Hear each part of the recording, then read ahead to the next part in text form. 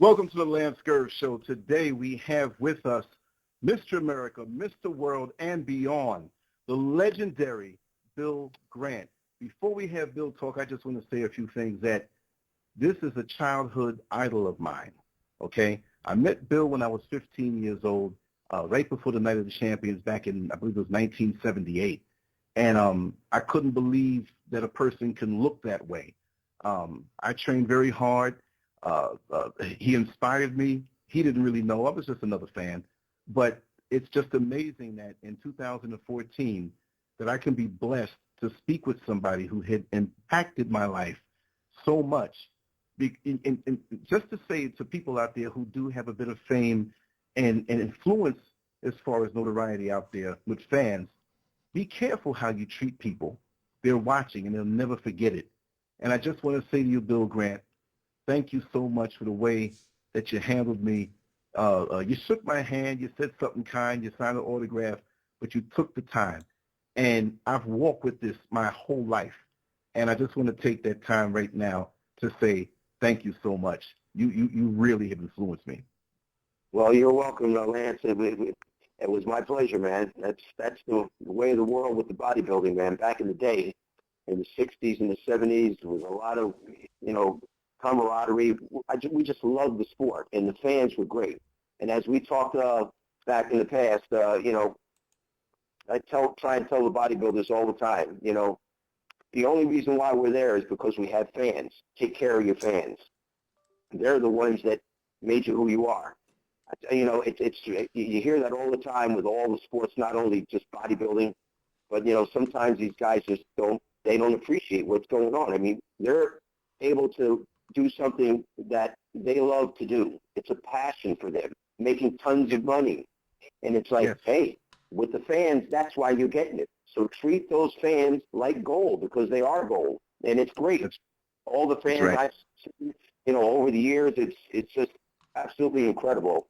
It makes you feel really good that you touched someone else's life and made a difference. And I think that's what we should all be striving to do, to make a difference in the world. Yes. I also want to say to everybody who's listening, and I'm going to say the call-in number also is 760-259-2310, the Lance Gerv Show. Yes, Mr. World, Mr. America, and so many other titles too. And it's more about who you are. It's a different era you are rooted in, coming up in bodybuilding. For a lot of the younger individuals listening now, and they see how it is now, where it's just driven just by money. There's no camaraderie. There's no love. There's not that downtime where you're really connected. So much is missing. And I was blessed in my short time competing and training to have tasted that. And I can see how different it is right now.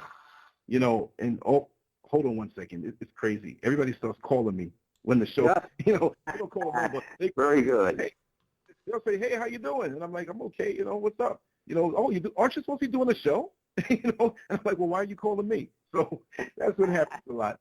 I got to just turn this ringer down. But the real number to call in is 760-259-2310. But I want you, we're gonna roll as long as you want, okay? I want you just to explain the difference to these younger guys and females, the camaraderie and love we had back in the day and how it's so different now from your point of view, Bill. Oh, yeah, it is different. Back in the day when I started lifting weights.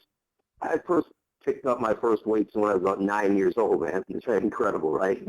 My parents thought it was just too small and too young to do it. My father, by the way, was a boxer, and he was into exercise. Matter of fact, he was ranked third light heavyweight fighter in the world in the 40s. And I was a real small kid. I was real skinny. I mean, it was so bad that my sisters and friends of mine had to fight battles for me. I was 4'9" at 14. That's when I really started going, and I remember that like it was yesterday. 4'9", 110 pounds. I was virtually one of the smallest guys in the school. I mean, I was a target. Daily, I was a target. Give me your lunch money. It's like I'm always going to get my ass whipped. Like I said, my sisters had to fight for me. My big friend around the corner, he was 6'2", 225 pounds. And, he had to fight for me. And my dad tried to show me how to fight, box and stuff. And I just got that passion for bodybuilding. I picked up matter of fact, it was from the comic books, right? You probably remember back in the day with the comic books. Of You course. had Charles Atlas in the comic books. Well, I was one of those kids. I literally ordered that course, and I wanted to get like that. I did that course for a while. Okay, not good. Then I did George F. Jouett. I don't know whether you knew that guy too. Then it came to Joe Weider, and that was spectacular. I got his courses. I started, getting in some kind of shape. But what I did like was the magazines back then. Now remember, back in that day, there was no social media. We talked about this. I mean, it was all just done through the magazines, and it was just a great time.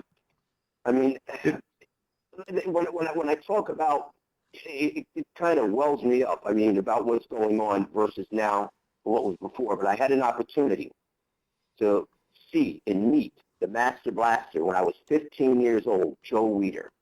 Joe, can you imagine? It's like, wow. It's like almost meeting God. He was over at 801 Palisades Avenue in Union City, New Jersey. I never forgot that address. It was the best time in my life. I mean, it was something I will never forget, going into Joe Weider's office. I went in, and I wanted to talk to him. I told the lady at the front door, I said, I want to speak to Joe Weider. Oh, well, he's busy right now. But Joe happened to come out of his office, and he saw me there talking to her. And I said, oh, it's Joe Weider. He actually invited me into his office. I mean, now, I didn't know what to do, man. It was like, wow, man, this is Joe Weider. And we had a real nice talk. And that was the beginning. I met Joe Weider at 15 years old. And the one spectacular thing is the people that were actually running the show there. I don't know whether a lot of these younger guys out here or girls know. Yeah, I know the older guys know, and the older girls know about Leroy Colbert. He used to run Joe's business, the warehouse and stuff. And it was absolutely incredible. I mean, he was the guy, 2nd Street. 21-inch arms, the most massive arms in the world, and no drugs. I mean, it was absolutely incredible. That wasn't really the issue back in the day. Leroy Colbert was just a massive guy, and not only along with him working there, but the famous Harold Poole. And if anybody knows anything about bodybuilding, you know anything about the sport and what was going on in the earlier years in the 60s, Harold Poole was one of the men. And I knew him personally. Great guy. Yeah, he was unbelievable. And, I mean, it just goes into everything that was going on. Bodybuilding back then, it was just it's a subculture. I mean, basically, we had to stick together. I mean, I remember going to the YMCA as a kid. We all stuck together as bodybuilders in the gym because nobody really wanted to deal with us. We're just a subculture. And it was the same when I finally went to California. And it was absolutely fantastic. I mean, getting into the gyms there, going to Vince's gym. Now, remember, there was quite a few gyms there. It was Vince Gironda, you had World Gym, and you had Gold's Gym. But you had Gold's Gym first, but very first was Vince Gironda. Now, I don't know whether most people know who Vince Gironda is. The younger guys might not know. The older guys know. But Vince Gironda really was a pioneer with this as well. The guy was a great trainer. He had a very small gym in North Hollywood. And all the guys wanted to go there because he made great champions. He even worked on the movie stars. I mean, you remember guys like Larry Scott, Sergio Oliva, Arnold Schwarzenegger, Chris Dickerson, all these guys, including myself, Dave Draper, we all trained at Vince's gym in the beginning. That was before Gold's Gym. And then back in 1972, we actually drove down to Gold's Gym when it just started open. But it was just great camaraderie back in that day. We all hung out. I remember meeting Arnold in 1969. I mean, it was just jumping. I mean, bodybuilding was a different world.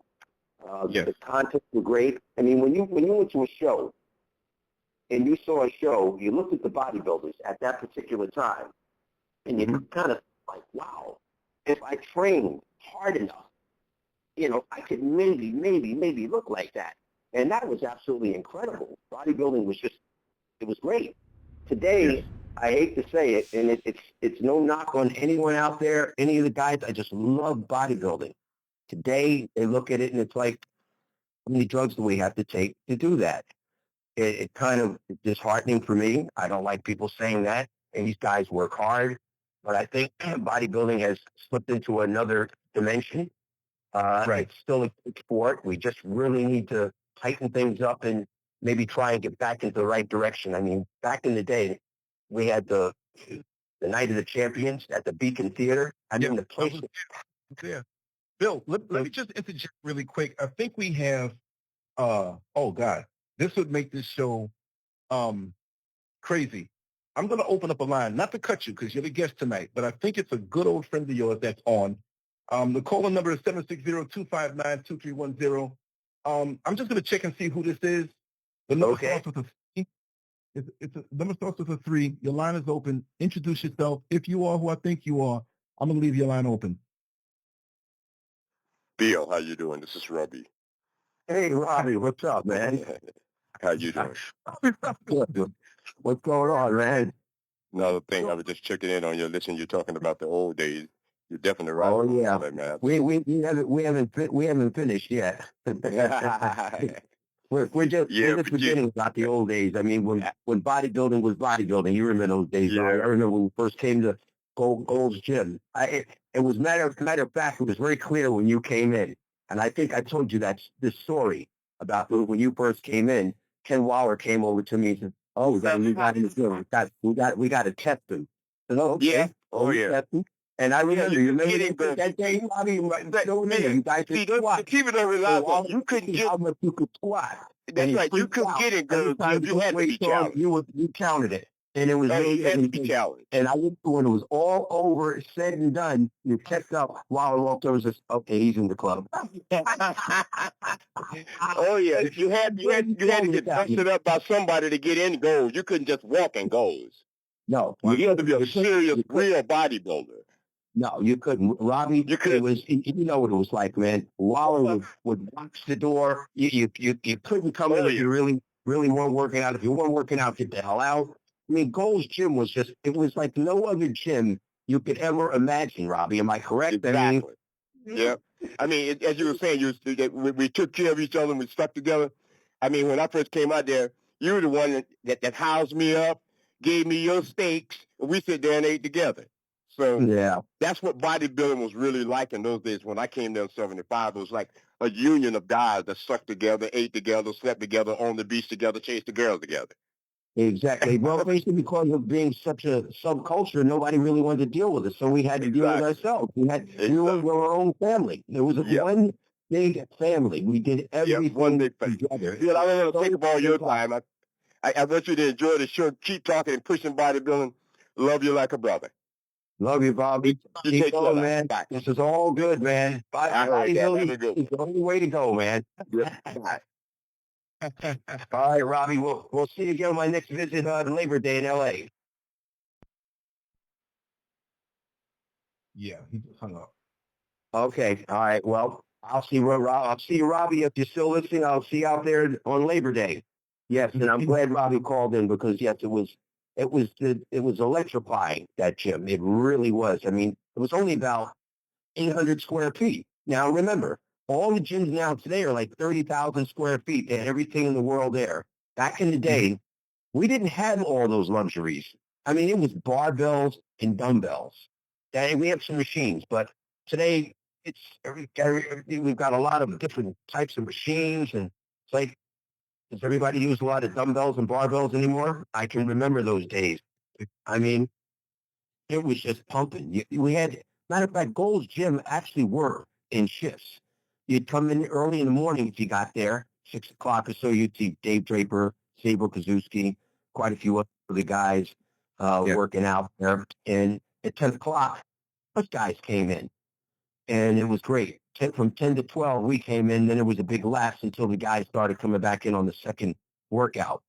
But everybody had their own thing. We had, training partners. There was no more than 3 guys, hooked up together. But it was just a lot of work. There was there's no BS in there. I mean, if you were coming to go to the gym at that particular time to have BS, you'd have to leave. And it was after the gym. We ever went, like Robbie talked about. We go to the beach. We'd hang out together. Getting ready for the shows were the best things. I mean, in June we started working at it, and it was absolutely incredible from June to September, and we really got ready. And as far as anything we took, it was only about the last, I'd say, 8 weeks, just to finish everything off, do the polishing effects. But it's been a long drive going up to me winning. So I'm going to kind of start about at that point now. I started, like I said, 1960. I got my first bodybuilding show was the Mr. High School, New Jersey, which is 1964, and I was kind of like plotted into the contest. I wanted to compete, and I didn't want to compete. And that first show, I got about 5th place. I was really upset. It was my first show, and I got 5th place, so I thought that was it was good, but I didn't think it was good at all. I wanted to win. Well, I was so stressed out and I just couldn't stop training. I wanted more and more and more. And it just kept going. I mean, I read every magazine you could think about. I found out what all the top guys were doing. Larry Scott was doing, Bill Pearl was doing, Sergio. I looked at all of that stuff, and I just went to work. And my goal was really to win the Mr. America. But now there's one thing, the problem about that back in the day. And I think we have to address those problems too. Some people might not want to hear, but I think it's a problem that we have to address, and it's kind of still there, but it's not. And having your sights on Mr. America back then was really a real long shot. It was like having Obama being president today. And I can remember those days. Bob Hoffman and them. It was a good old boy club, and that's really what it was. But I can remember that day when Chris Dickerson won the Mr. America. It's like, wow, black guy won the Mr. America. It just gave us all hope that we could really get there. That was the whole thing. And I think if you really have a goal, you just have to keep working on it. You've got to try and get over those obstacles. You have to try and stay positive, and you've got to be persistent. And it doesn't happen overnight. Yes, and you just had to work on it. And I just thought about, wow, I mean, we've got hope. And well, Bill, I remember, yes. Bill, the bottom line is that it's the joy of the process. You see, there was a joy to the process. It was a very serious thing when you were preparing for a show. But these are the guys who you had interaction with, lived with, borrowed money from, gave money to. You knew life together, even if life took a turn and maybe once somebody has a relationship and they live with someone.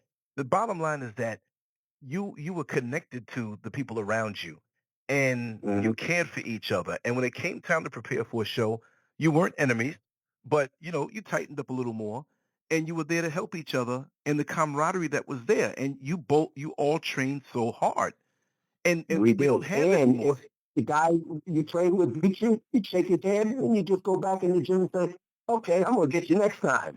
But there was no cursing each other out, nothing like that going on. We were still buddies. Now, money has a tendency to change things. We all know that. And back in the day, there wasn't a ton of money in bodybuilding. We were making more than our predecessors, but it wasn't as much what the guys are getting today. But it wasn't really the money thing for us. It was the passion we really had, Lance. We weren't there. We didn't start to say, I'm going to make $1 million out of this. That wasn't even in the picture. We wanted to look good, and we wanted to win a contest. It wasn't about the money. And when the money came a little, it was sweeter. It made the pot even sweeter. But that wasn't our thing. And we were just, it was just incredible, because I remember when I got to California, I mean, Ken Waller took me right in its fold. I walked right in. He took care of me right away. I can tell you, he took me. He says, "Bill, this is where you can go to eat. This is where you can get, clothes and stuff at a good price. You go here to get your car fixed." I mean, come on. He did everything he could. Every time a new guy came in, Ken Waller, gave him the rounds. He just helped you out as much as he could. And everybody used to say what kind of a guy, Ken Waller was, because they looked at Pumping Iron and they saw the antics he did in Pumping Iron with Lou Ferrigno. They thought that was the real Ken Waller. It was an act. I want everybody to know that. That was an act. Right. Ken Waller Right. was one of the nicest, sweetest guys you ever want to meet. It was just an acting job, so he did a great job. And it was great for all of us being there. I mean, I just can't, talk much about, talk about this all day, all night. Guys Trust from me, we have a all lot over of the people on the world. line listening to this and soaking it up, man. I mean, every syllable that you're spouting, they're soaking it up. I have friends of mine that I grew up with. They're listening right now. I have old training partners that are listening right now. They're people that I'm just meeting right now. And Elsa, you're listening, and she's giving the shout out. There's so many names I could throw out, but I'm just loving this, and there's so much of us still left. You see that we need to use the mediums like this, the social media, if it's not a show, but just to reach out and friend each other. If the more contemporary world wants to go on with the evil stuff and separatism and not having that camaraderie, let them do it. We'll show them how to do it, because that Exactly. love still goes Exactly. on in our hearts. And that's what I want to share It, today with everybody. and that's the way it is. So everybody just listen up. It's a lot to talk about. I could talk for hours and hours, but I can't. But I'll Right, try right. to get the hot Oh, we'll spots. have you Uh, back. Trust me. You know, Oh yeah, I'd we're love gonna. to come back. I mean, there's a lot to talk about. It's a lot to talk about my life when I was a kid. I mean, I had my ups and days as well as everybody else. At 19, I got married. I mean, there's a whole story there. I got married, I had 3 kids. I mean, that it still really didn't put a damper on my training. I'd gone Right. to Los Angeles in 1965 because I really wanted to be at Muscle Beach, but I told my parents I wanted to go to Los Angeles City College. So I enrolled, and I Hmm. went to school quite often, but most of the time I went to the gym, Gold's Gym at Muscle Beach. But in 1966, I got married. I moved Hmm. back to Jersey. I had 3 kids. Hmm. And that was pretty rough because I was 19 with 3 kids. Right. And it's by 20 something, I had 3 kids. And it's like, now it's like responsibility. Now I've got to Right. work like crazy. But how do I do the bodybuilding? Now, remember, I didn't want to stop my bodybuilding. And, Right. I think in any endeavor, especially sports, uh, you become a little bit selfish. You know what I'm saying? Well, It becomes all about you, and probably not meant to be.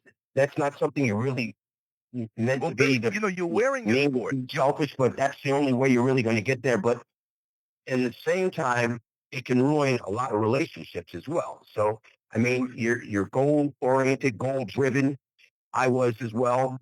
And okay, let's put it this way: the marriage, long short, the marriage didn't stay well. We got divorced. After we moved back to California again, because we lived in Jersey, I moved back to California.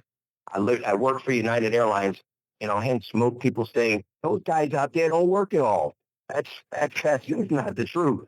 We Hmm. bodybuilders back in the 60s and said we had to work. We weren't Right. making that kind of money. I had a regular job, an 8-hour Right. job at United Airlines that I really loved. And Right. sure, we'd have threw some dollars back and forth, but those sacrifices were made. uh, I lost the family, the wife. I'm still good friends with her. I'm a great spirits with my kids, but that was a sacrifice I made in my 20s. And if I had to do it again, I probably wouldn't have made that kind of sacrifice. But at that particular time, I was goal driven. I had to Right. win at no cost, at any cost. I had to win. Right. That was Right. after I won the Mr. America when I moved to California. I won the Mr. America in 1972. And that was Dan Lurie's show. But now I'm going to give you a little tidbit about that. Dan Lurie, Joe Weider, and Bob Hoffman, those guys used to be partners together. I don't think most people understood that. Oh, they Those were, guys because worked when I together. came up, they were like enemies. I mean, not enemies, but they were like competitors. And Dan Lurie, I used to go over there. I don't know if you remember by the Conduit. He used to have a big warehouse over there, and Right, right. he would have us go and do different posing exhibitions and stuff. Scott Epstein, I don't know if you remember him, but he was one of the guys Scott that Epstein, used to by the work. way, I have to tell you, he was killed. couple of months, about 5, 6 months ago. Oh no! He was in a car. He was in a car crash. Demolished his car. I saw the picture. Just demolished. He must have ran into a pole driving real. He had a sports car driving fast down the street, and I really liked him because he actually, when I was holding my shows in Pennsylvania, he was bringing the professional wrestlers out there to really make the show good, and I was Right. excited when I heard that. He But always looked out for me, man. That was a good guy. yeah, he was, and Dan Laurie actually at one point had all the guys. I don't think most people understand that. I went as Mr. America. He had Lou Ferrigno, he had Dennis Canarino, he had Sergio Oliva, Serge Nubret, Boyer Coe, Ken Waller. We were all competing under his flag. And I think Joe just like, what the hell just happened here? Well, it was getting to the point where guys wanted to get paid. You get to the point where you got that stupid. Now it's like somebody's making a lot of money. Why aren't we getting some of it at least? Well, Dan Murray started throwing some money at everybody, and everybody started coming. I mean, if you look back in the day, look at all the brand names he had competing in his competitions. He had all of us. We were all there. He couldn't keep us because he did one thing wrong, and I'll never forget what he did one time.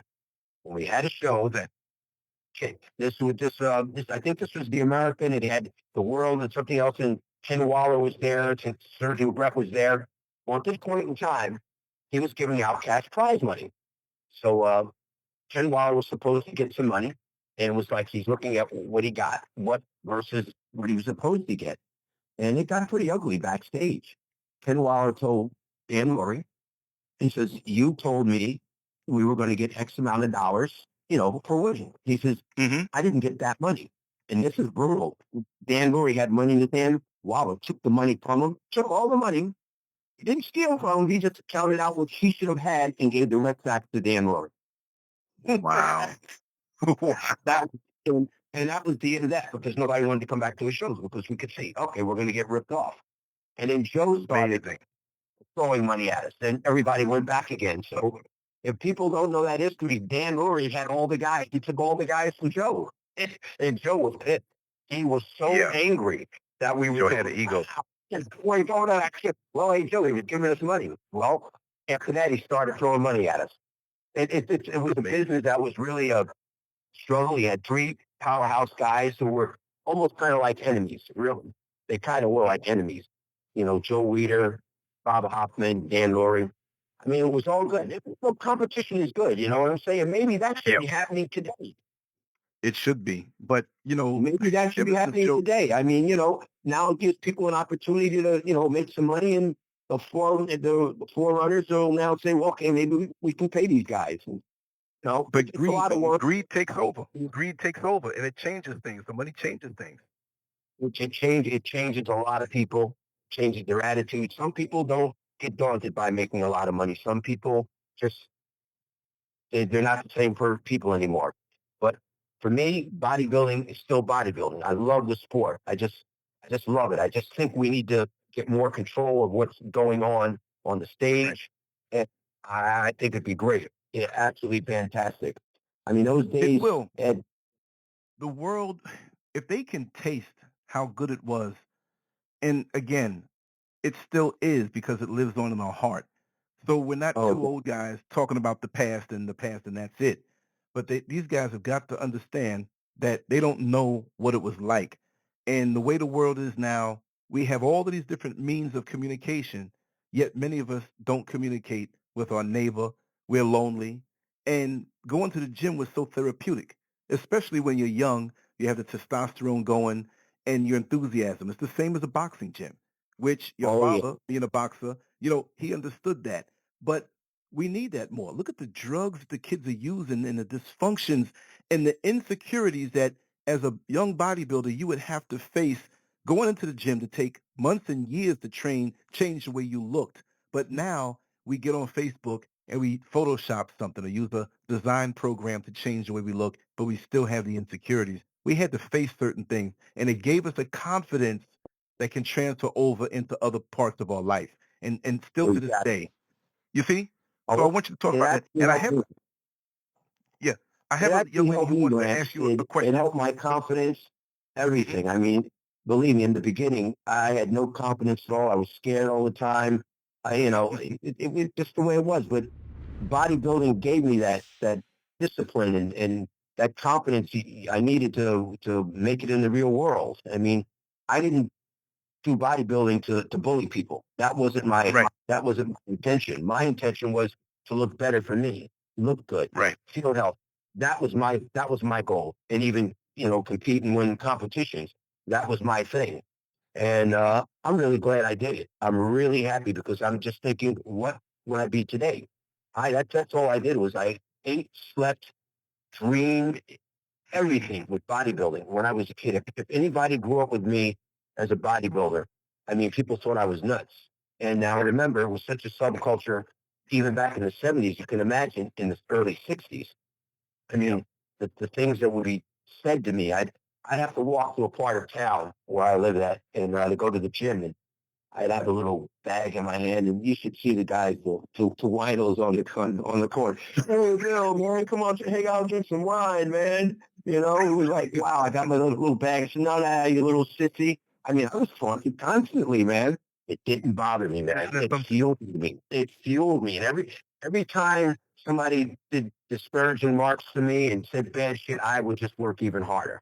I worked off that negative, and I think that's what people have to understand and try and use that. I read a book called The Power of Positive Thinking, and it was such a great, great, great book. And I read that book from cover to cover. Norman Vincent Peale is the guy. Anybody who's really trying to do anything, you need inspiration, buy that book. I used to outline all those little phrases he gave. It was absolutely incredible. I read it over and over and over again, and I think it really gave me fuel. I think Arnold read that same book. I really do, man. I mean, there was a guy with a lot of enthusiasm, and it was really good. When we touch on him a little, I mean, I guess he came here, not guess, but he came here with a plan.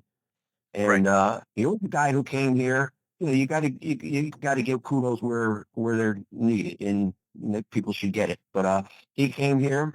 He came here with nothing. Most people have to understand. He made $100 a week. He had a beat up old 1-bedroom apartment in North Hollywood and a beat up old red Volkswagen, and didn't even know how to dress.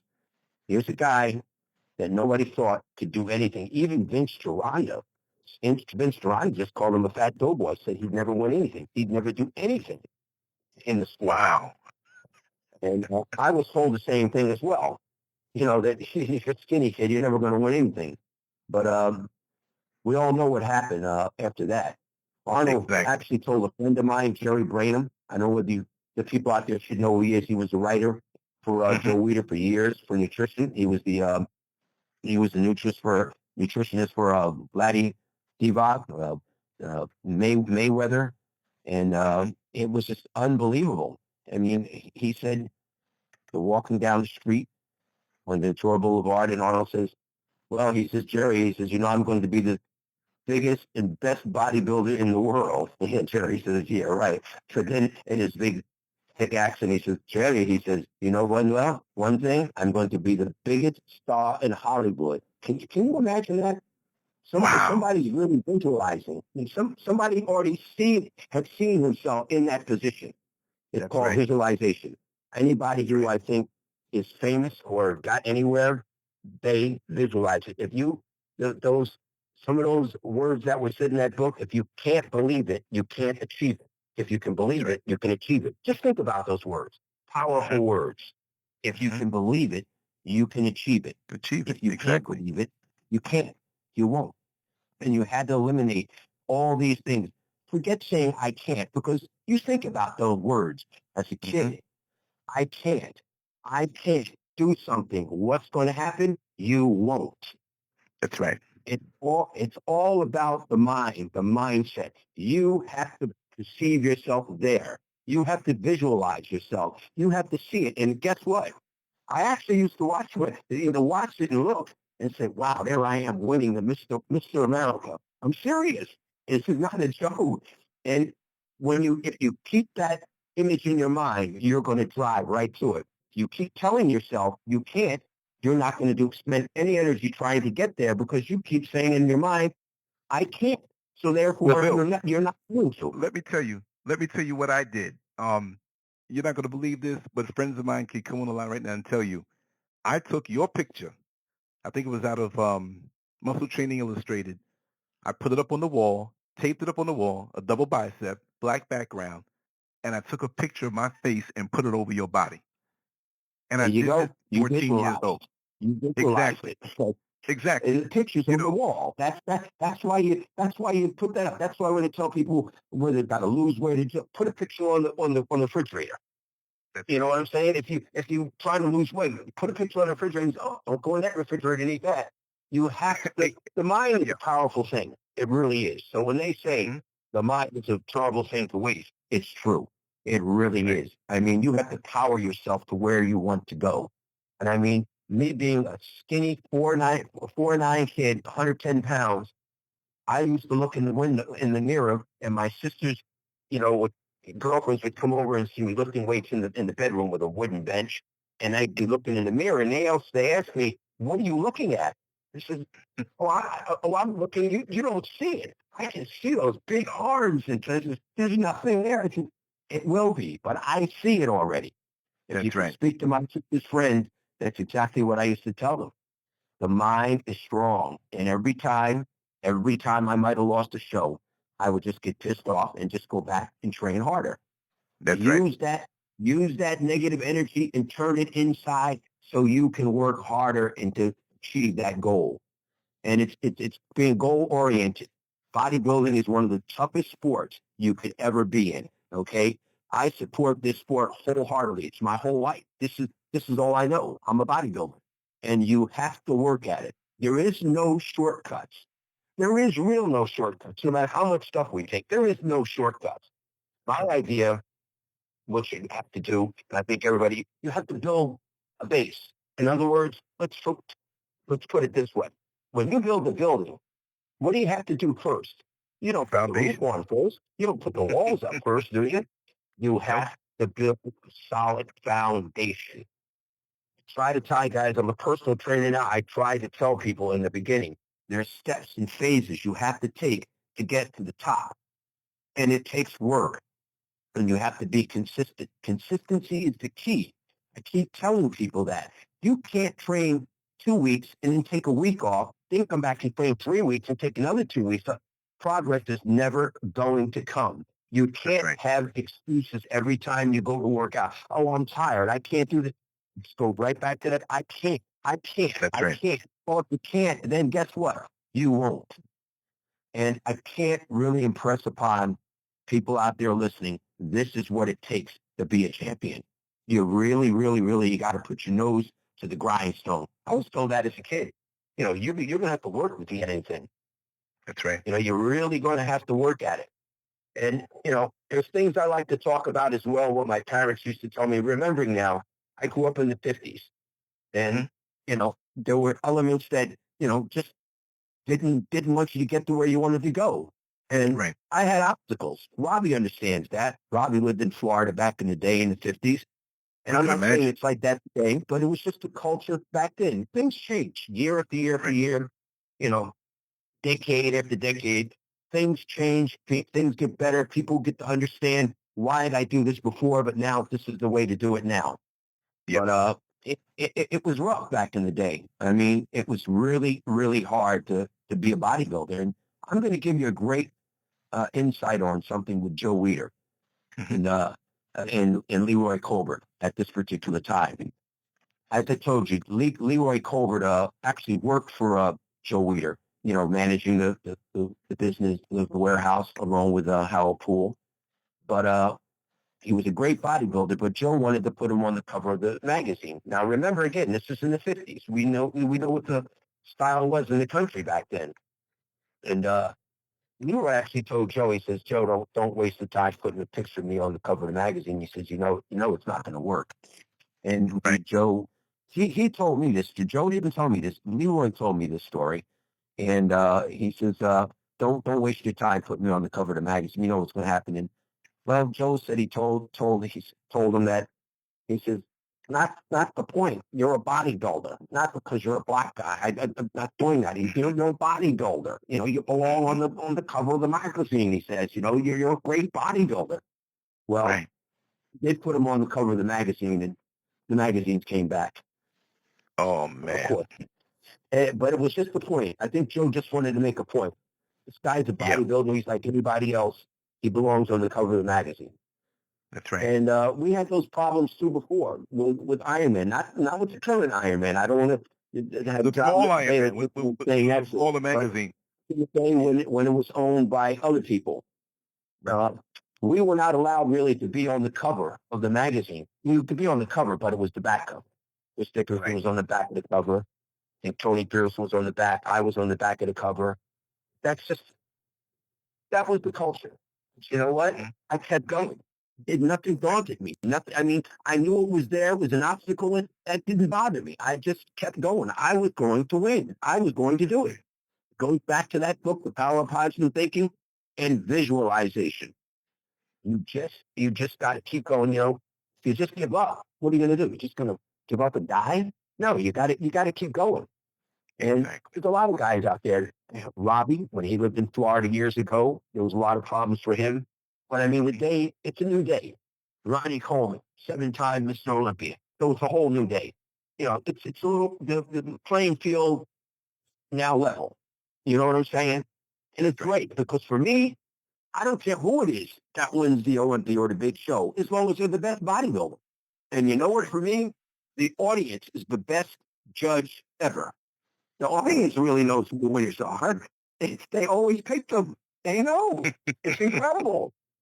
Sometimes the politics messes it up, and it could screw up the whole business too.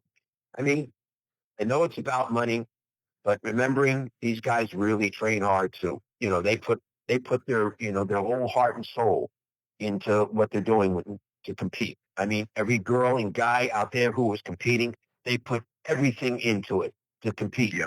And for mishaps of a little politics, I just don't think it's fair. It hurts. Not you know the best winner should win. I mean, it should be like you get football or a racer, a runner. Hey, doesn't matter. Whoever breaks that thing first wins, no matter whether you want to vote with the lose or not. If he breaks it first, he wins. But it can be always manipulated with a points type of competition. Figure skating is the same thing. I think it's judged on the same scale as bodybuilding. They have a pre-judging. They have to do certain things, you know, that the judges want them to do, and then they have their free posing or their free skating at night. That's exactly what bodybuilders do. So how can you say bodybuilding can't be an Olympic sport? Right. The it's the same system, you know, for grading it. You know, they have to do those figure eights and stuff with the judges. They plan that. Then they go up and do their skate at night with their routine, and then they get get judged on that. I mean, how much more closer do you want to get to bodybuilding? Am I correct? Right. I mean, if do everybody you think the stigma skating, it's just like bodybuilding. do you think it's the stigma from the early days of bodybuilding? How many people thought it was a strange sport? How they looked at it like a vaudeville act? Um, we know it's not. We know it's one of the most wonderful sports in the world and the toughest.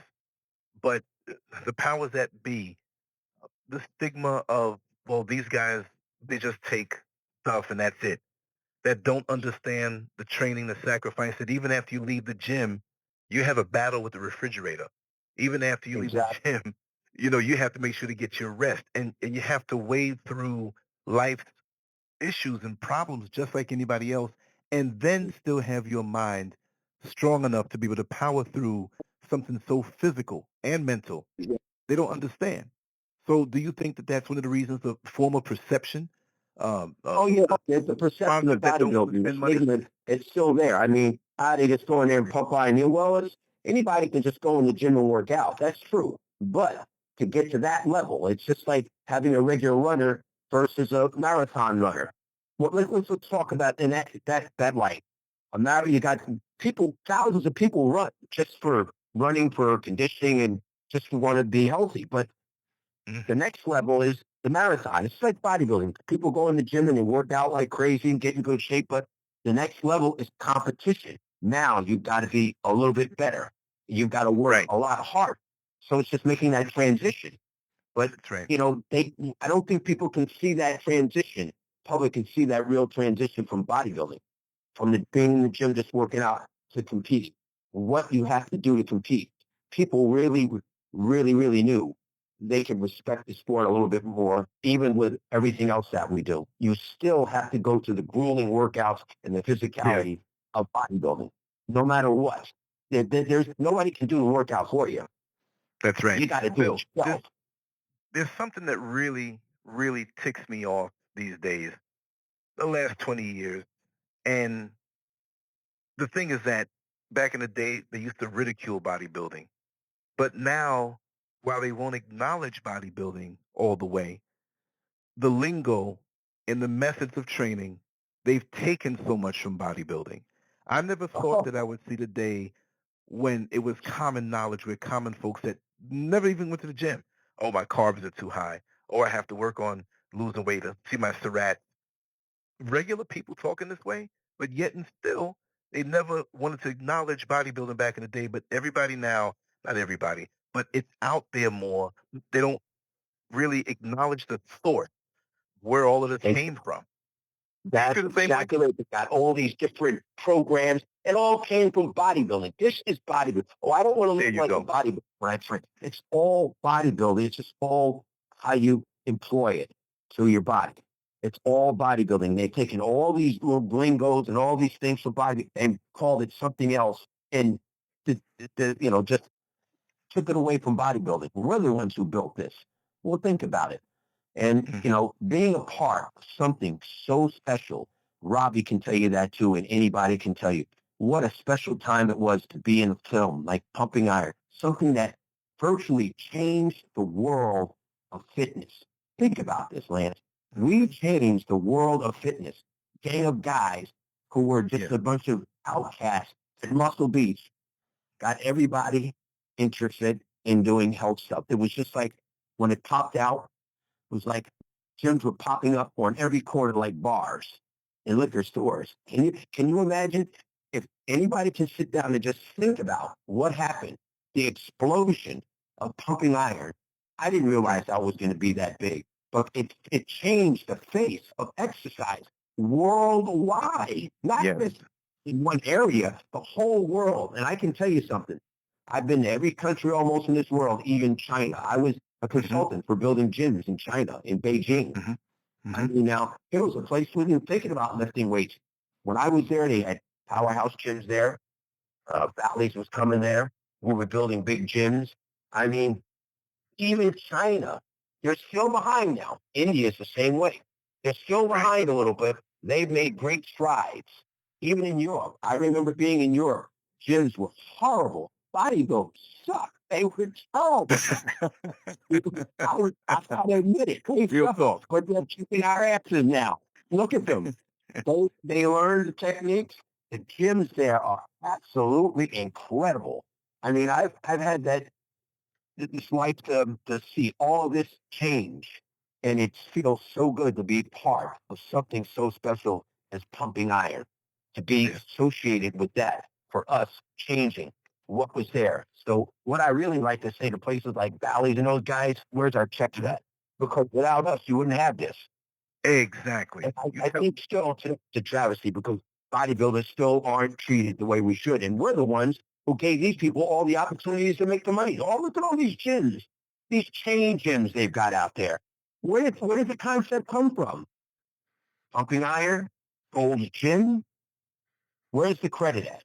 Where's the That's right. credit at for the bodybuilders? Oh, still, we still get knocked down. Okay, we do things that maybe public said we shouldn't do, but guess what?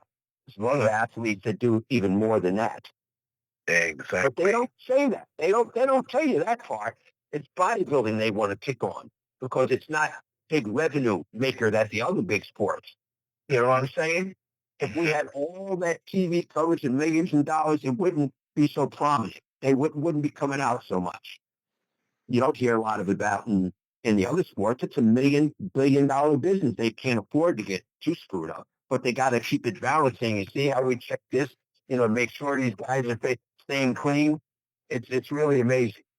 Bodybuilding is every. When I was in school, there was no such thing as lifting weights. Oh, you're going to get muscle bound. Oh, you're not going to be able. You're not going to have any flexibility. Oh, really? Wow, unbelievable. Well, let's put it this way. When I was in high school, when I just started, you know, working out, I think it was my sophomore year, I was the worst. I was a miler. I was the worst miler in the school, the worst, last all the time. After every workout at the field or track, I'd go home and lift weights. And the coach was saying, don't lift weights. I didn't lift to him. Well, matter of fact, I can also tell you a good story about how weights have really, really changed a lot of things and how it started for me and what was going on in my school I was going. There was a guy, like the good friend that was protecting me a lot, 6'2", 225 pounds. His name was Robert Armstrong. And it's going to entail somebody that we know too. This guy, 1964, he was lifting weights, even though he was told not to. 1964, 220 pounds, 6'2". He won the 100-yard dash in 9.7. Think about that. 9.7, 1964. Well, of course, he got a scholarship to Florida A&M, and he was the Sports Illustrated American All-American athlete for the year. Now he went to Florida A&M, and if you're listening, Robbie went to Florida A&M. And I think Robbie ran track with him, and with Bob Hayes, those three guys at Florida A&M. So I think Robbie was one of them, and these guys were blazing. And Robert got a little messed up. He got married early. He should have been in the Olympics. But after that, they got a weight room into the school. Isn't that amazing? Us dumb old bodybuilders who don't know anything, you're just all muscle and no brain. We changed the whole system in the school we went to. They made a gym. Everybody had to lift weights now. Think about this. And today, they don't even want to recognize it. They don't even want to recognize the sport of what we've done for the world. It's terrible. It's terrible. Even with having, the mainstream embrace Arnold, you'd think that would change something. Yeah. They did. For Arnold, he's a star. He was great. Yeah, but the rest of us, that's just one guy out of a window. Arnold was just like us. He was one of the guys, just like us, man. He just had something a little more that they wanted to use. And the thing was, it was so great after Pumping Iron 2 now, Hollywood just had a love affair with bodybuilding. I was on every television show in Hollywood. I had two Toyota commercials with Dennis Tenorino and Cal Scalak. Was on the Cher show. I was on What's Happening Now 2 or 3 times. I did a movie called Grunt, the wrestling movie, Friday night movie of the week. Everything. I mean, we were on everything. They just wanted bodybuilders. I was on the A-team. It was everything. Yeah, it was, and bodybuilding was the A-team too. It was great. It was something. Again, all of this was special, man. I mean, these are things I can just go to my grave with. I mean, I can tell my grandkids all these stories of what was going on back in the day. I mean, it was absolutely a special time with the guys getting together, working and training and doing all these things we like to do. And remember, it reverberated out because your memories are our memories. We would see these things in the magazines. We'd see you in the commercials and see you on the TV shows, and you represented us, and I it made us feel good too, man. I really did. It took the sting away. You felt proud. It's like, look at that. So we're not stupid. We're not just buffoons. That we do count. So it made a big difference, but still we're far behind. The image is a thing now. The stereotyping, there are people who are going back to doing that again because we don't have, I mean, if they could embrace us back in the day where we could show, that we are human. And it's a shame that we'd have to do that because our families and our peers know that we're real people. And so everybody who has walked along your path, whether they train or not, they know the difference. But it's those people who are ignorant to the fact those are the ones that perpetuate these lies. Some of the most brilliant people that I know, and you have to be smart. You better know how to, deal with your calories and the training, and maybe some of us can't articulate it as well. But hey, they had the talent.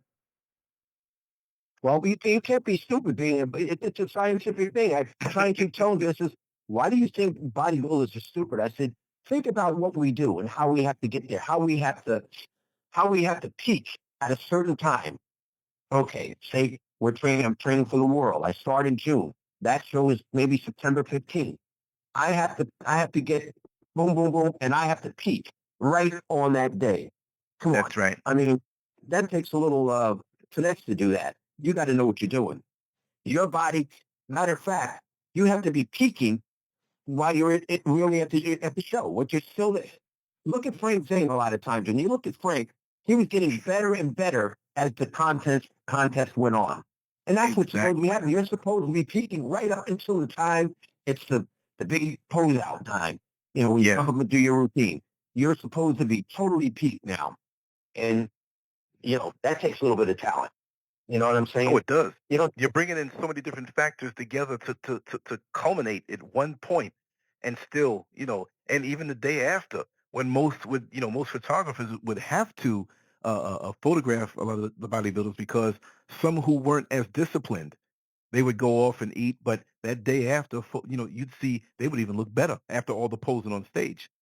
Exactly. And you would think, how come he didn't win? Well, he didn't look like that on stage. See, that's the one thing, when you see the pictures in the magazine, you see a picture of a guy after the show, maybe 2 days, 1 day or 2 days after. Now he's tightened up already. He peaked too late. You see what I'm saying? He peaked a little bit too late. It happened to me. 2 days late, a day late. The next day, like, Jesus Christ, I missed it, man. I missed that peak, man. But it happens. But the fact of the matter is that you get that far and you're not a scientist. You know what I'm saying? Most of the guys aren't even interested, but they know exactly. They study up and they know exactly what they got to do to hone in. That's the one part of this sport I love. I watch guys at the gym, man, working out. It's like, maybe 8 months out. They're a little soft, they're big, and it's like, but in another eight months, they're going to be right where they got to be. Isn't that incredible? Right.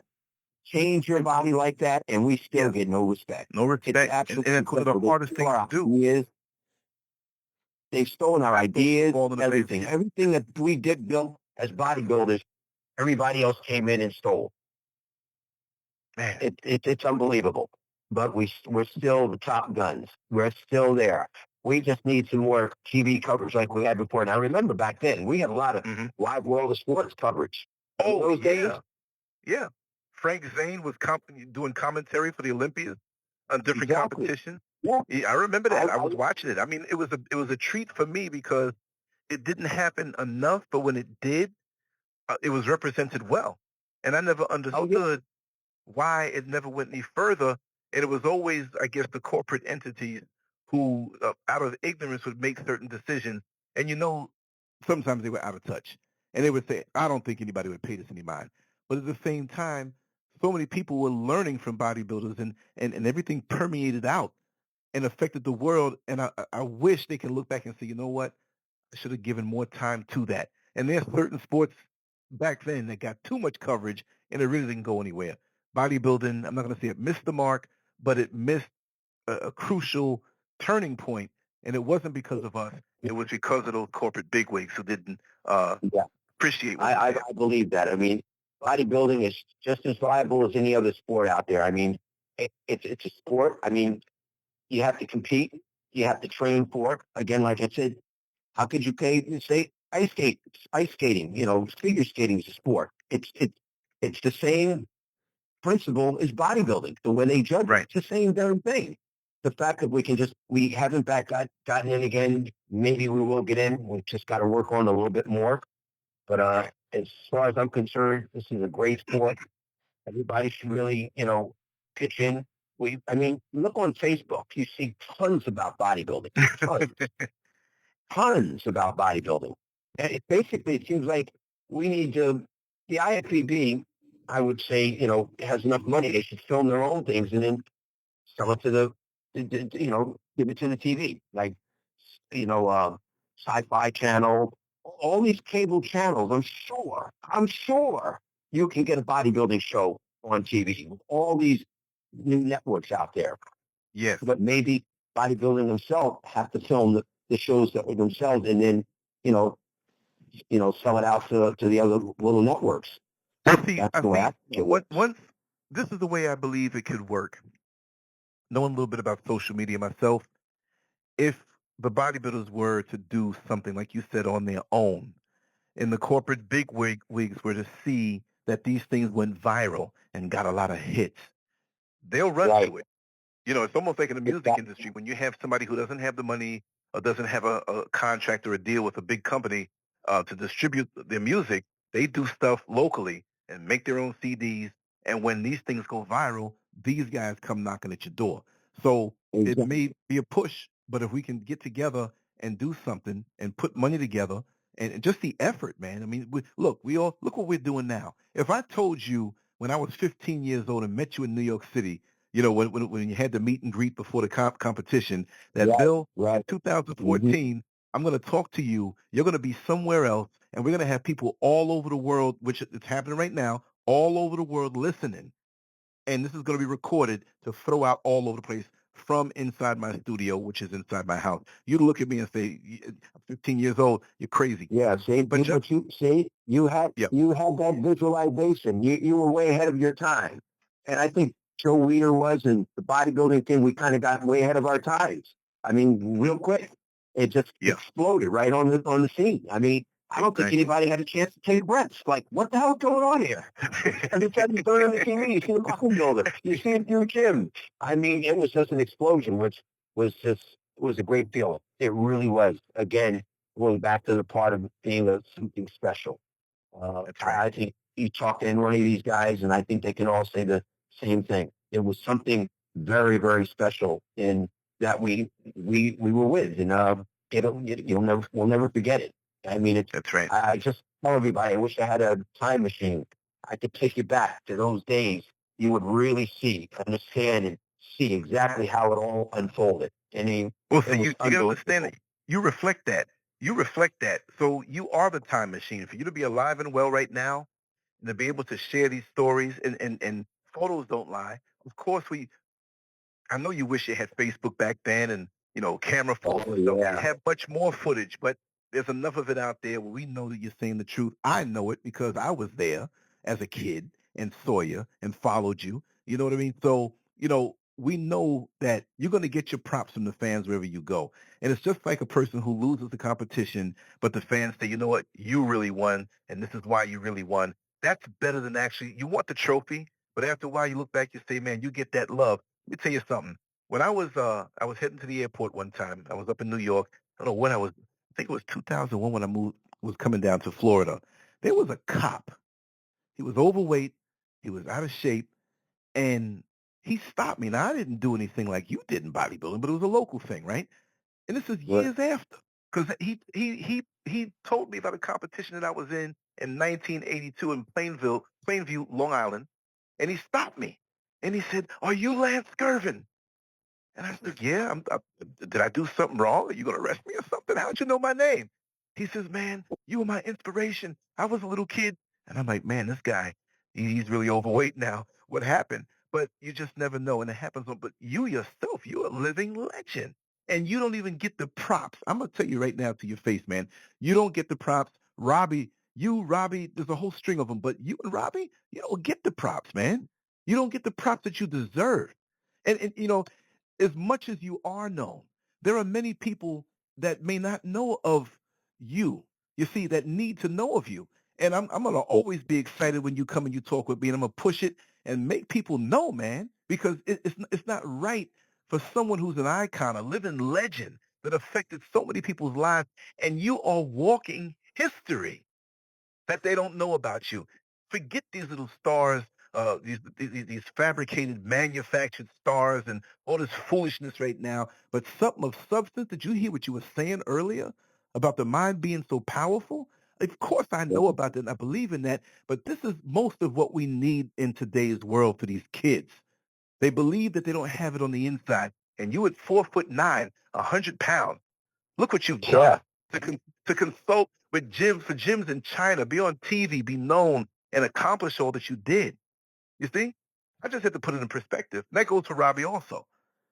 Well, thank you, man. It was a hard road, being a kid, a black kid in the 50s and 60s. But Right. I had a lot of white friends because I wasn't brought up that way. My father was a good sportsman. He was a boxer. To me, people were people. I trained with whoever I could train with. And some of my best friends were white guys, and I didn't care. I mean, I didn't look at the color. These guys, they were friends of mine. They lived in the next town over, West Orange, and we trained like animals, and we went out together. For me, I don't care who it is. It could be a damn Martian. If he works out and he's got muscle, I'm going to work out with him. That's the one thing I do like about athletes and bodybuilders. We stick together no matter who it is, what color you are, what country you came from. Nobody cares. You're a fellow bodybuilder. We can work out together. Let's do it. If the whole world could be like this, it'd be great. But obviously it's not. But in our world, it's nice. It's nice. It's nice to have that camaraderie when all of us come from different areas. I mean, Dave Draper was one of the bigger ones that came out. Sable Kazuski, he was from Jersey as well. And Dave Draper, the blonde bomber. What can we say about the blonde bomber? I had a bunch of problems, man. I mean, they don't make waves, guy. I mean, I was inspired totally. Now, these are white guys I'm telling you about. I didn't care. Right. Larry Scott. What am I like Larry Scott? I didn't care. I just wanted to be looking good like those guys. I had pictures on the wall in my bedroom, by the way. Guys would walk and say, "You got a problem here, dude? You got all these guys on the walls." I said, "It's not like you think." Exactly. They didn't have that mentality. Oh, you look at old guys with trunks on, you got them on your... I said, but that's not it. I'm looking at it. That's my inspiration because this gives me the power, the visualization, so I can look and see what I want to be like. I mean, I like the biceps. I want those biceps. We're artists. We're sculptors, Lance. That's what we really are. You see big sculptures that we like in the mat. Oh, I want to look like that. I want to sculpt myself. That's why when we look in the mirrors, people think we're narcissistic. No, those are our tools. Our tools are the weight and the mirrors. How do you expect us to chisel what we have to chisel out if we can't see what we're chiseling? You know what I'm saying? It's unbelievable. I mean, the dumbbells are like the hammer and chisels. I need those dumbbells. I need to, squeeze this. I got to shape this up. It's just like art, like a sculpture. Oh, I got to, people what they don't understand too is that even in the mirror. Yeah, even after you get out of the gym, what they don't understand is that, okay, they think, okay, you can do that in the gym, but once you're out of it, you're staring at yourself. Listen, if you're trying to peak and you have a meal, and I won't get too much into the specifics, but you feel that you may have overdid a little bit, a couple bites, or, you feel a rush, the veins come out, you feel fuller. Right. You want to see if you have to look at yourself. So here you are in the bathroom or in the living room, wherever there's a mirror, checking up to see the progress of what's going on, because food will affect the way that you look. You can get bloated. Oh, yeah. You can take a little more salt in. Something will affect what you look. Exactly. Drinking too much water or too much of the liquids or getting a little bit too much sugar in your system. It holds water. It can your body changes every day. Every day. Every And moment. That now, I'm listening. Yeah. No, I say your body changes moment to moment. And you have to master that. And there's what bodybuilders do basically, it's like driving a vehicle with no dashboard. The dashboard tells you if the gas is getting low, if the vehicle's getting hot, transmission fluid, oil. Well, imagine driving a vehicle and not having that. You have to feel. Right. You have to know how you feel. I need a little more carbs now. I didn't get enough protein. I'm feeling a little weak. I'm going to the bathroom a lot. Just in anticipation of what you're going to do also. So that needs to be spoken on. People think that these guys just, they work out a little bit, but it's what they take behind closed doors. And it's messing up a lot of our young kids because that's why the epidemic is out there like it is. That type of thinking. Yeah. And when we talk about all of this, we need to talk about health as well. We had talked about something that was going on with me, and I'd like to share this with the audience. Sure. I share it on Facebook as well. Bodybuilding is a great sport, and we know we go for perfection. We like to look in the mirror and see everything's nice and good, and skin is good, the muscle tone is great, the shape is good, but we can see that. But we can't see is what's inside. We don't see what our organs are doing. And I've had a bad experience. And if the ones that read on Facebook, the ones not, I'm telling you now, it was a very, very bad experience. For 2 or 3 years, I was very ill. I didn't tell a lot of people. I had multiple problems going on, like gastritis. I had, what do you call those? Oh, geez, gastritis. I had diverticulitis and the ulcers. I mean, there was everything going on. It was crazy. 2 years I was sick, and the last year of the illness was really bad. I just thought I was going to die. It was just something I couldn't even fathom or couldn't even deal with. I mean, my whole life I had never had any real illnesses. The only illness I really had was a hernia operation. A lot of kids had that. That's the only thing I had. I had nothing physically really wrong with me. But at this point in time, I had something that was really, really wrong, and it was just getting worse and worse. And sometimes we can be a little bit stubborn. I needed to actually change my diet. I was eating pretty poorly, and my whole system was changing. I ended up with diverticulitis, which I didn't really take serious. If anybody knows what diverticulitis is, or you don't know what it is, it's a little thing that sticks on the left side of your abdomen. It's like your appendix, but this side on the left side, it has pockets in it. And after 40, there's really a sense that you can get this. Most people can get it after 40. What happens is you get all these things that stick in your pockets there that are sitting there, reticuli, nuts and seeds and things like that. It gets infected, and they call it diverticulitis. When you get that, you start getting very sick, nauseous, throwing up. You get sweats and you get chills. This went on for me basically for almost 2 years. I remember last year, the year before, I was in the emergency room 65 times. I was so sick. This was really getting serious, and I just couldn't understand what was going on. The January of last year, not last year, the year before, I lost 40 pounds. 40 pounds in a month. You know how devastating has to be for a bodybuilder who looks really big and in good shape? I was down to 140 pounds. Man, That was devastating.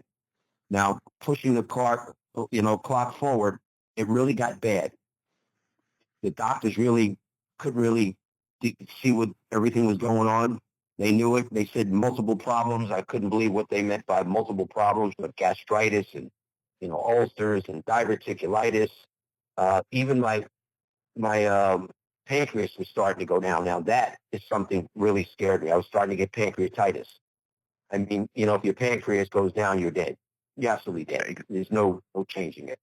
At this point, I was getting very, very scared. I said, wow, big bodybuilder.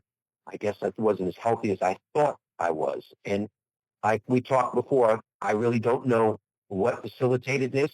Maybe it could have been the things I was doing years ago. I did some real powerful stuff back then, but maybe that was a part of it. But at any rate, I can remember that night, my nephew was here in my house, and I was getting very, very sick. It was about 12 o'clock at night. And he asked me if he wanted me to take him to the hospital. And I said, nah, it's kind of pain that I've feeling before. But he left, and about an hour later, it was so, so painful. I was on the floor crawling around. And at that point, I said, wow, I feel like I'm dying. I got up and I said, I need to get to the hospital. Now, people ask me, why didn't I call the ambulance? I didn't think I had much time to call an ambulance or wait. So I got in my car. It's about 10 minutes away, the hospital, just 1 o'clock in the morning. I was nauseous. My stomach was killing me, and I was 70 miles an hour on the regular street. And I didn't care whether the police officers were going to stop me. I wish they would have to make sure I got to the hospital in time. Right. When I got to the hospital, my doctor was there, and I told the doctor, I said, Doc, it's bad. I said, I feel like I'm dying.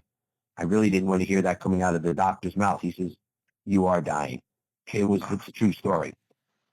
He said, you need emergency surgery now. You have a perforated colon. This is after they did the test and stuff. They took me in, and I was very terrified. At this point, I'm thinking I'm not going to make it because 50% of the is a 50%, you know, ratio of whether you're going to make it or not at this time. With people this age. Remembering now, I'm 68 at this point, but at that point I was 67. Right. But it was devastating. I mean, they had to cut 6 inches of my colon out. I had scarred. They had cut me from the breastbone all the way down to the groin, and I had to have a what do you call it? The colostomy bag. I mean, it was really bad. Total change. I I just thought everything was over. I thought all my training days were over, and I had one doctor say, "You'll never be able to lift weights again." Now you can't tell that. You can't tell that to an athlete, especially to a bodybuilder, that he's not going to be able to work out. I That's said, right. "You must be kidding." I said, "I'm going to get back to training. I don't know when, but I will be training again." But that was one of the worst things I ever had happened to me, and I wanted to share this to everybody out there in the audience because don't take it for granted that, we're big and we're strong. Oh, I was called the man of steel, but, you find out you're only human like anybody else. In the end, when it's all said and done, you can go as well. For me, I think I was saved. I guess there's a lot of other things I need to be doing in my life, but it was really, really a rough go. It was like unbelievable, something I would never thought of happening to me. But we never know in the course of our life what's going to happen. We never know how our life is going to turn out. It could turn around in a heartbeat. You could be here today, and tomorrow it could be over. Exactly. So you have to really, really, really, take stock on what your health is. Don't just think because we're bodybuilders, we eat probably good, we look great on the outside. Uh, that's not really true. It's for me too, and we can see what has actually been happening to a lot of our bodybuilding friends, and it's really hard to take. Young ages, bodybuilders dying, and it was like hard for me. I mean, it's like wow, I'm seeing myself in this. Wow, I thought I was going to live to 100. I mean, I had to stay positive. I actually talked to my son every single day when I was sick on Skype. And there was some days on Skype I was talking, I would have to say, okay, I got to go. I got to go throw up again. I mean, anybody that had to live in my shoes for a couple of years, you would want to get out of them real quick. I mean, now I get to see exactly what happens to people when they're very, very ill and can't do anything and they're almost like dying. I mean, being in that position was the worst thing in the world. And I've actually now really, really changed my whole diet. I'm eating just about all organic. I mean, this was not Bill Grant 20 years ago. Organic? Are you kidding me? Right. Yeah, there's certain things in your life. Sometimes things will change. I mean, And if you want to live, you change. the funny thing is, it had to be for you a, a higher mountain to fall down from because your good health previously and your standing in the bodybuilding world, as well as the adulation that you received, and you're always been a down to earth person, so you were never, you know, otherwise. But still, it had to be because I read something one time that said athletes, when they stop competing or training and they take a fall in their health, it's even more devastating because the regular Joe who gets up and goes to work and eats bad all the time and lives with a spare tire and never knows that admiration and that strength from within, it's different for him. He doesn't know those heights that you know. Do you think that it might have been a little harder or more challenging? I'm not going to say it was harder for you because you're the character, but it was more of a fall for you because of your standing and your self perception as being Bill Grant. Lance, I think it's all of the above. I mean, it's devastating the fall. Yeah, it was a long fall. I mean, looking in the mirror after I lost 40 pounds it was almost scary. I actually have to admit I was in tears. Mm-hmm. Can you imagine? For 50 years, 54 years of work gone in 1 month. And you know muscle memory, but you're not hearing it then. It's like, okay, Yeah, no, I don't want to hear nothing about muscle memory. Look how much weight I lost. yeah, yeah, exactly. And it's very true. My good friend Jerry Branham, he told me, "Don't worry, Bill." And he says, "Muscle memory will bring it back." I said, "Yeah, I know, but it ain't here now." And I mean, I just was scared to look in the window. I mean, my arms. I mean, were back to they were like 9 inches, 9.5 inches. My biceps had. I mean, I had a 20-inch arm. It was like, Oh yeah, man. I think the fall from grace and that fall for an athlete who's been that high up on the scale, yeah, I Hmm. think it's more devastating than anything. I mean, all that work that you have done. I mean, this is 54 years of work, hard work, sacrifice. I mean, sacrifices that most people wouldn't even think about doing, wouldn't even think about it. And now you look in the mirror in one day, in 1 month, all that work, where did it go? It just disappeared. It humanizes you. It just Hmm. lets you know that you're just a human like anybody else. There's nothing Right. special. You can have the same things that anybody else has, no matter how big your biceps are, no matter how big your back is, no matter how big your thighs are. The same thing can happen. We just can't Yeah. be complacent. We have to be prepared. You really Wow. got to be prepared. I mean, you got to eat right. I think as bodybuilders, for what we do and we're doing back in the time, I think we need Hmm. checkups frequently. Yeah. Frequently. I mean, with the The state wear of and the tear. bodybuilding today, with the falling of a lot of the guys, I really scary. And I feel for everybody. And because we love this sport, we just don't want this to be happening. It only Right. gives the outsiders more fuel saying this is a horrible sport. This is not what You're we right. want to hear. We want to elevate the Right. sport. We want to make it even bigger than what it is now. And when these things happen, it gives people excuses not to want to deal with us because of what we're doing. But the other sports are doing even more, but the money is there. When you're talking about billions of dollars, they can overlook a lot of things. Yes. We spoke earlier and said, interesting point that you brought up about symmetry and how bodybuilding has taken a different course. And we spoke back Right. to the days, uh, Flex Wheeler, back in those days. And after that, it just took a turn, and now it's just about something else. And one thing I It want to say totally too, turned. It totally changed at that juncture. mhm. And yeah, but go ahead. Yeah, the only thing, remember when, and I forgot which show it was, but the promoter had everybody come up, and their silhouette was projected to the screen, Oh, and you could tell, That was Arnold. That was the Olympia. And I okay, remember those times. right, We came out everybody's body and we had an identity, and you could tell who it was. These right. days, with so much substances being used, you can't tell because Frank Zane, you knew who it was. Robbie Robinson, you knew who it was. Dennis Tenorino, Lou Ferrigno, yourself, Colombo, Sergio Right. Oliva. We had But right. now We had you our don't know who's signature who. pose, and people recognized, and we had different bodies. Today, now I have to admit, bodies almost look the same. If they had a silhouette thing, you would never know. You would know who it is. That's right. We had signature poses. I mean, Frank Zane had his. I had mine. Robbie had his.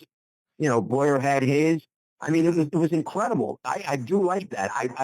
When they did that, it was great. The audience went crazy, man. Crazy. They had to who is this? It was great. And bodybuilding was on the way. And we got to say it. I mean, Arnold was the most prominent guy, and it did give us a lot of publicity. Hmm. Him being who he was at that juncture did give a lot of publicity, and it did build up bodybuilding a lot more. So I don't know what we need to do this juncture to make it better.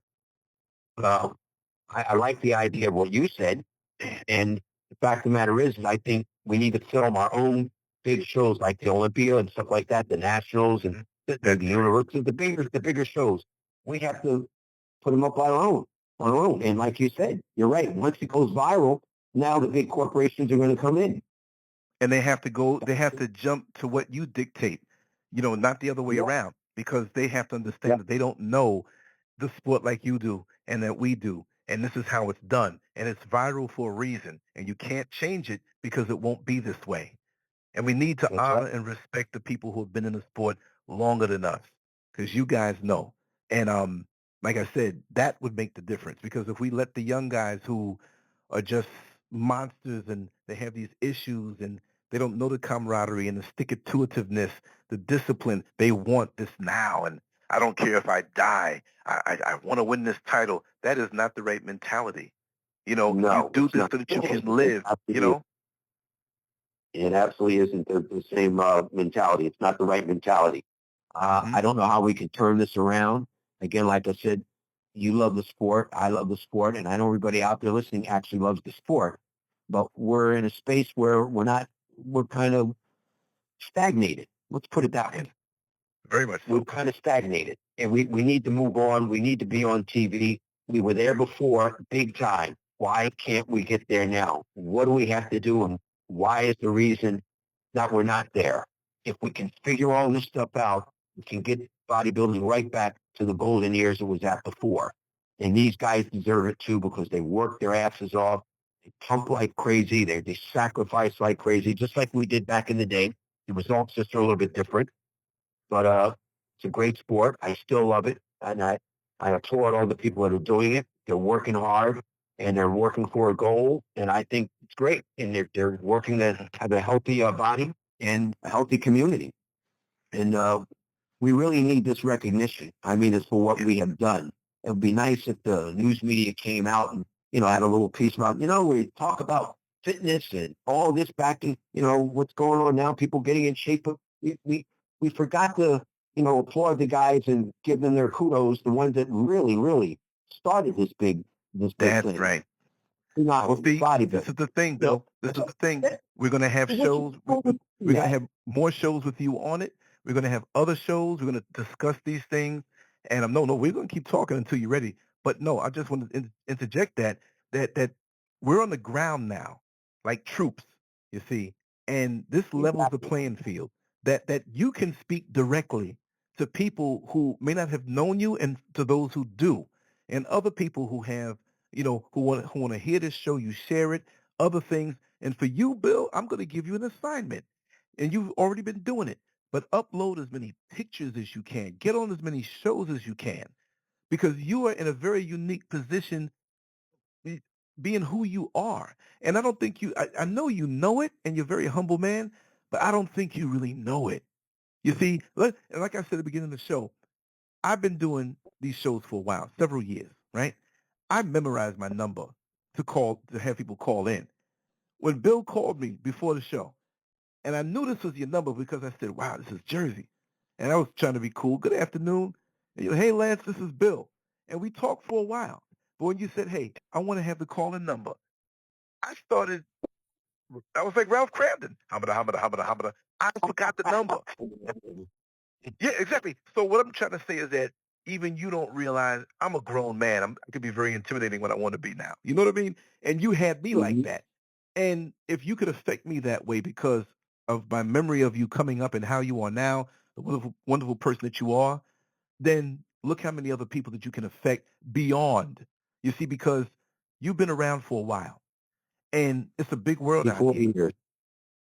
Yes, yeah, exactly. BW, you ought to coin that because somebody's going to copy that off, But if use the internet, man, and use your footage and get on these shows, and I'll do all I can from my end. And all the fans out there who have shows and can write articles and blogs, just don't say this is something from the past.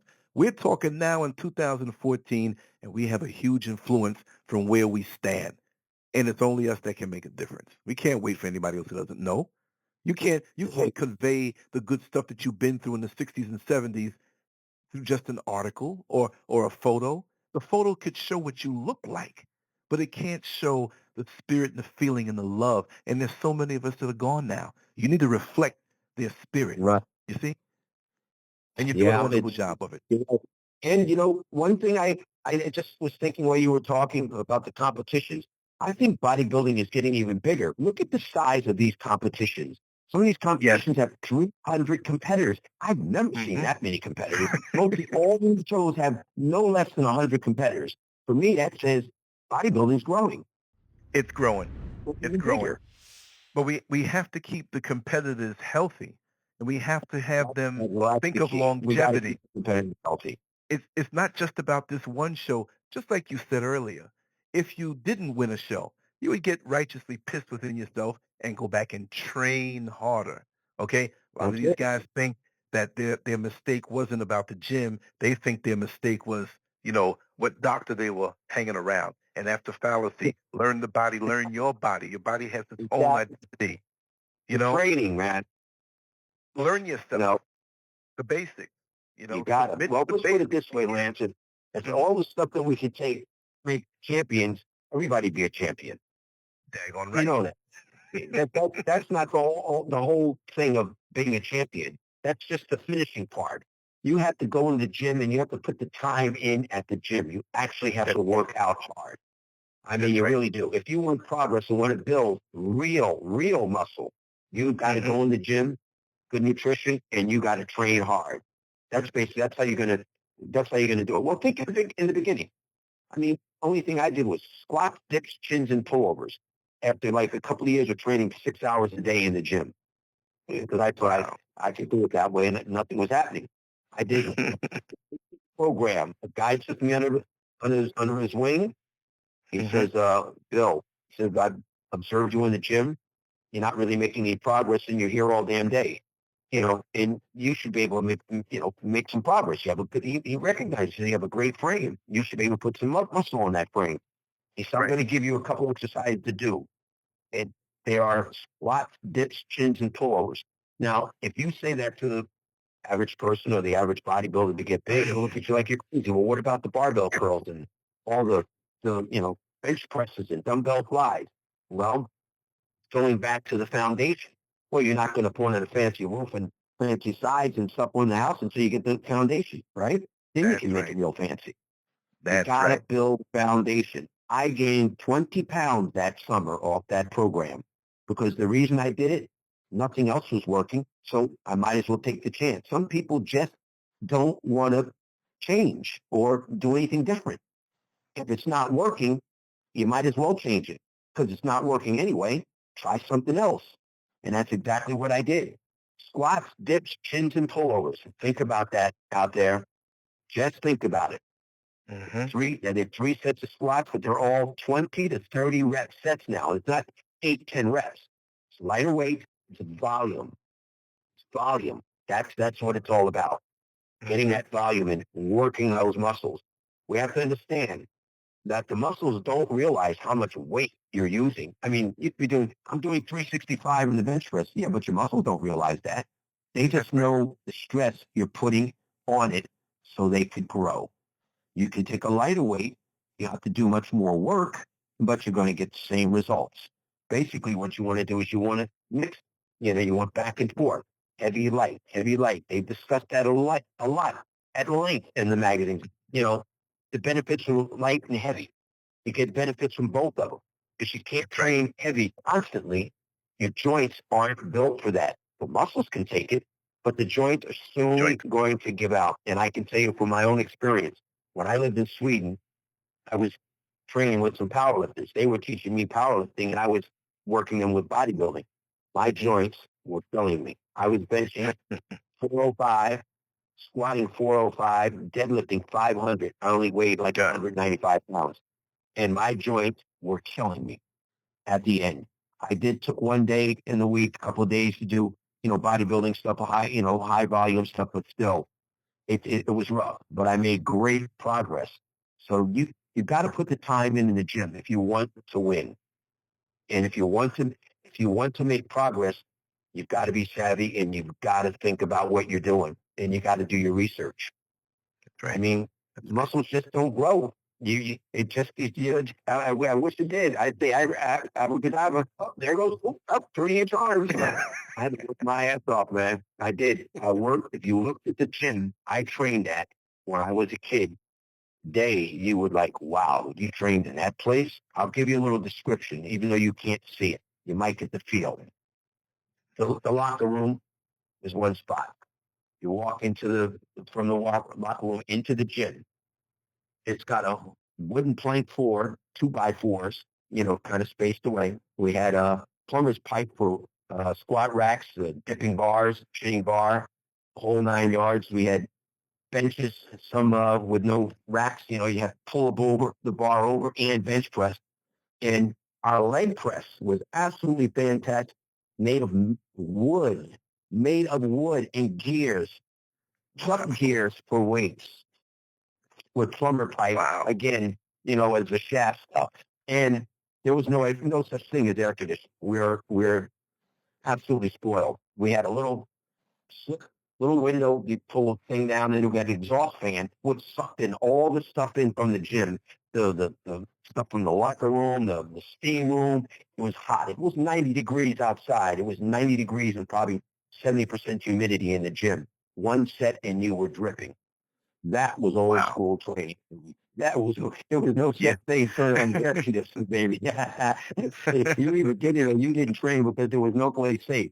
And not even the gyms that we went to, they had no air conditioning. But listen, I can understand this now, and as we get older, I can't handle it now either because stage-wise, so you're not that pretty resistant to all that heat. And those were the days, man. And I mean, only thing you heard was weights clanging, guys moaning and screaming. Oh, weights dropping on the floor. Shut up! Pull another set. Shut up! I mean, it was great. I mean, the atmosphere I had to train in was bar none. I mean, every gym. Denny Walters had a gym in Jersey City. Howard Poole used to train there. Rick Wayne used to train there. John Kemper trained there. I trained there. Leon Brown trained there. Mid-City Gym. Mid-City Gym. Now, for all you young guys out there, I wish you were around for Mid-City. It was in Times Square on 42nd Street. I was 15. I was taking the bus over. My parents let me go, and I got a great story for that. I drive over, get over there and, walk from the train station up another block up to Mid-City. But now remember, if you knew what Times Square was like in the 60s, you probably remember. I mean, you know it. I mean, hookers and bars. I loved it. I loved it. Porn movies. So I mean, walking to the gym, or even walking from the gym back to the train, to the bus station. Yeah. Walk by. Oh, hey, honey, you want a date? Hey, oh, sweetheart, you want a date? What do you mean a date? I'm 15 years old, man. Exactly. Exactly. And this was the element you had to deal with. There was no such thing as an elevator. It was a 4-story walk-up. Now, you know what New York's like. Most of the places, you got to lift the walk-ups. Yeah. You got to leg work out before you even touch the squat rack. They had the best bodybuilders, Freddie Ortiz, Harold Poole. I mean, geez, Arnold be up there. I mean, Chris Dickerson was working out there. You'd see Serge Brett there. It was absolutely was bedroom there. That was one of the big places to train at. Well, Bruno San Martino, you had all the wrestlers come in, and it was a small gym. It was just like Gold's Gym. And I mean, the plates, some of the weights, you had to put them onto the bar. Remember those dumbbells? You had to put them on and then screw the thing on, the tabs on. Yes, you had to screw them on. It wasn't even a little thing that you just lock in. You had to screw them on. And those dumbbells back in the days, they were always dirty. So your hands had black stuff on it. Everything was dirty. You had to deal with that. Whatever you wore to train, it got dirty. And you had this dirty sweat on you. The AC was never working. It was never an AC thing. It was always hot. And more than one gym also. Didn't Mid-City move up to 49th Street or 50th Street or something like that? Well, they went to 49th Street under the Ramada. When they moved to 49th Street, and this was back in the late 70s or early 80s, it was a mess down there. Late 70s, they moved. Yeah.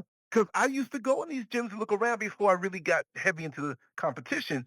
I might have been 13 or 14 years old, right? But I used to go there, and there was one guy. You know, you had a lot of gym rats that knew Oh everything and knew yeah, the a guy lot stuff. of gym And was you, there. Unbelievable. exactly.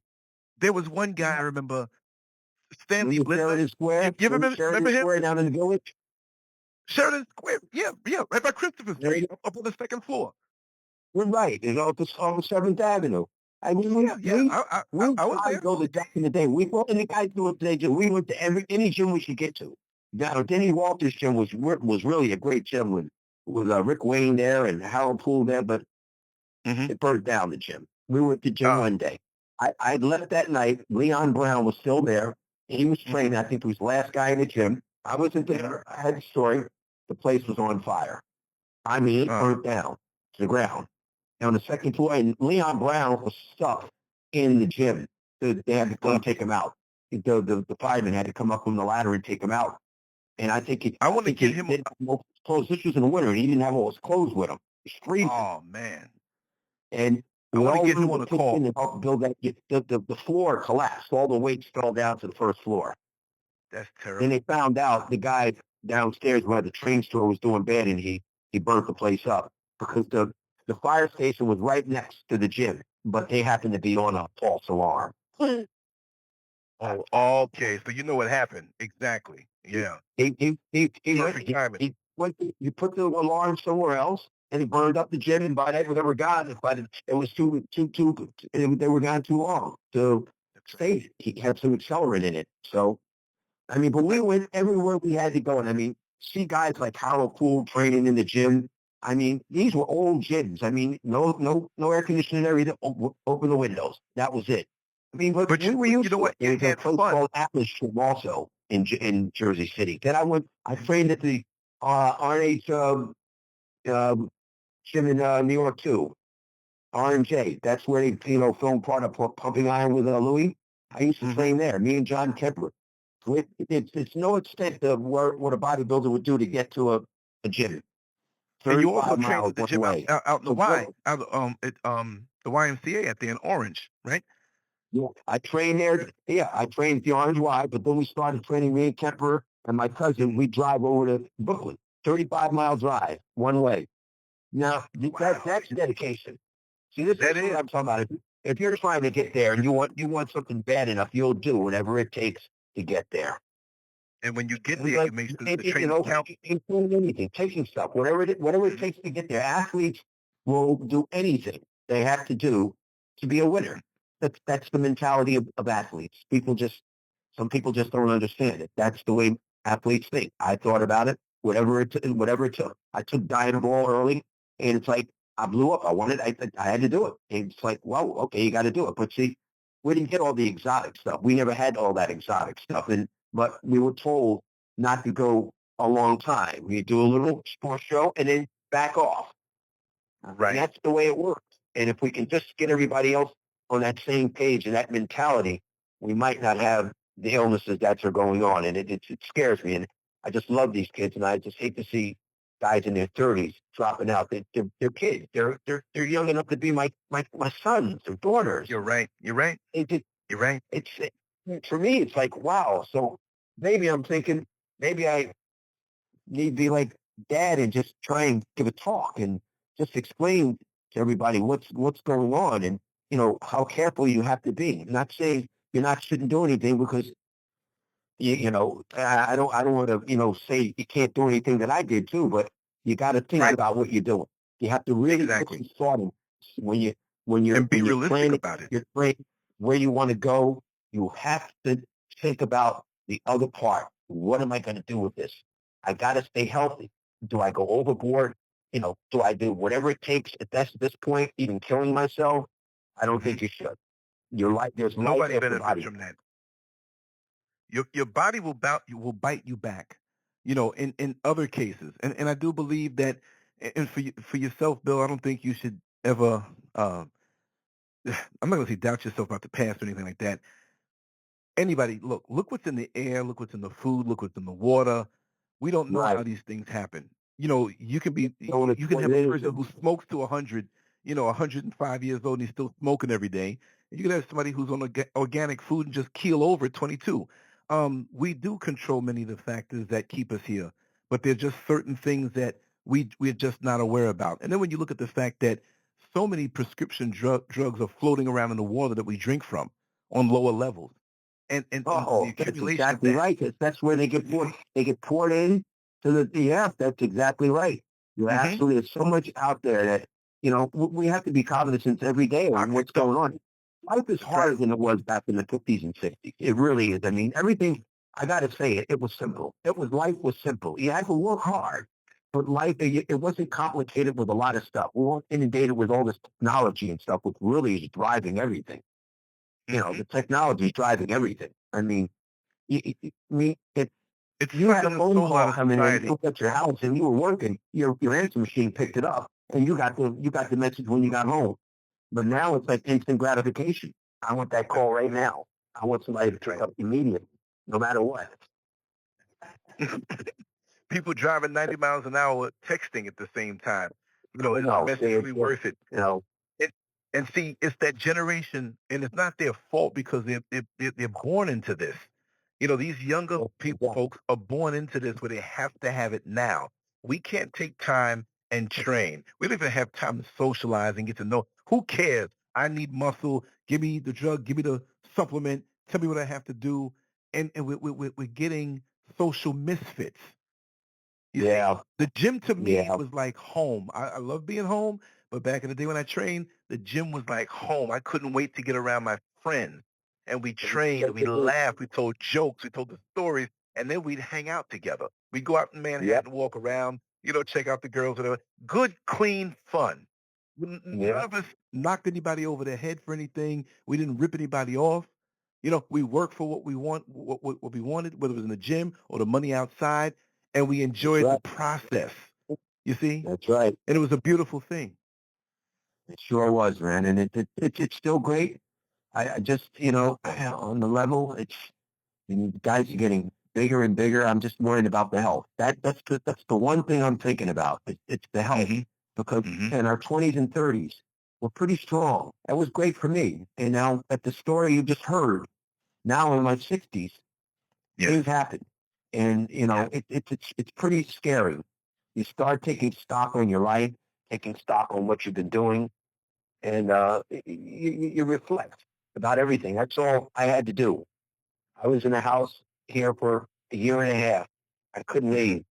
Everything you have to do is reflect on your life, and I did a lot of reflecting. A lot of things with me, I think, has changed, and Hmm. my thought pattern has changed about a lot of things. And this is why I told this story today because I worry about the up and coming generation. I don't want anything bad to be happening to them. They're a crop of great kids, and they work hard, but just worry about the health part. And we just really want to make sure that's going to be good. I mean, these guys work their butts off, and I admire them. I really do, and I respect for what they've done. So, guys out there, be very careful with what you're doing. Try and be safe. Check yourself up a lot, and Hmm. good luck for everything. And you just got to keep working at it, and you got to keep a positive attitude, no matter how bad you might think it is with your training or you're not winning. Think about this: when Ronnie Coleman first got in the Olympia or something, one of the big shows, I think he was like 15th place or 18th Yes. place. That's when they had the Jerry Okay. curls of the yeah. Yeah. Okay. Just think about all these things that have happened to people, and anything's possible if you work Right. work hard and think about it and be positive about it. I mean, Ronnie probably thought, "Oh, how am I ever going to win anything?" But now, 8-time Mr. Olympia. Look at all Not look at once, all but these eight guys that times. won that you would never thought 25 years ago would win anything. Right. But That's they right. they put their head nose to the grindstone. They were consistent. They had a vision. They had a goal, and they worked towards it. They put the time in the gym. And Ronnie, I can tell you could see him, this guy from all the videos.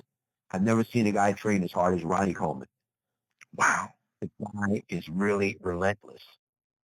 Relentless. I mean, how could you be a guy like that? And look how he trained. Even Jay Cutler. Everybody thought this guy wouldn't win anything. And now look at big Phil Heath now. I saw Ty Green the other day. This is going to be some Olympia. So I'm wondering who's going to win. I mean, now it gets down to now nobody knows who's going to be a winner now. When Ronnie was there, everybody knew. Oh, okay, well, we already know who the winner is. Let's see who's second on down. But now, even with Phil Heath, how good he looks, still not. It's not a given for him. It's just not a given for him every year. He's going to have to earn it. Ty's going to be right up his double AS. And so are the other guys. Let me make a quick announcement, Bill. For those who are listening by computer, the live stream is going to cut off in 8 minutes.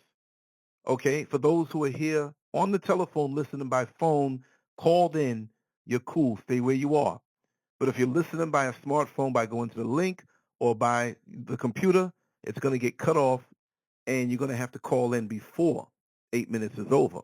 The call-in number is 760-259-2310, 760-259-2310. If you do get cut off, you can check this show out on my YouTube channel, Lance Scurv, youtube.com/Lance Scurv, LANCESCURV. Okay? Hit me on Twitter, Lance Scurv. Like the Facebook page, Lance Scurv. We will be doing more shows just like this, and I pray that Bill comes back, but we still have him here for a few more minutes. And let's just roll along with it. I do want to open up a line and have a young lady ask you a question. She's been waiting the whole time. Just for a brief moment. Bring it on.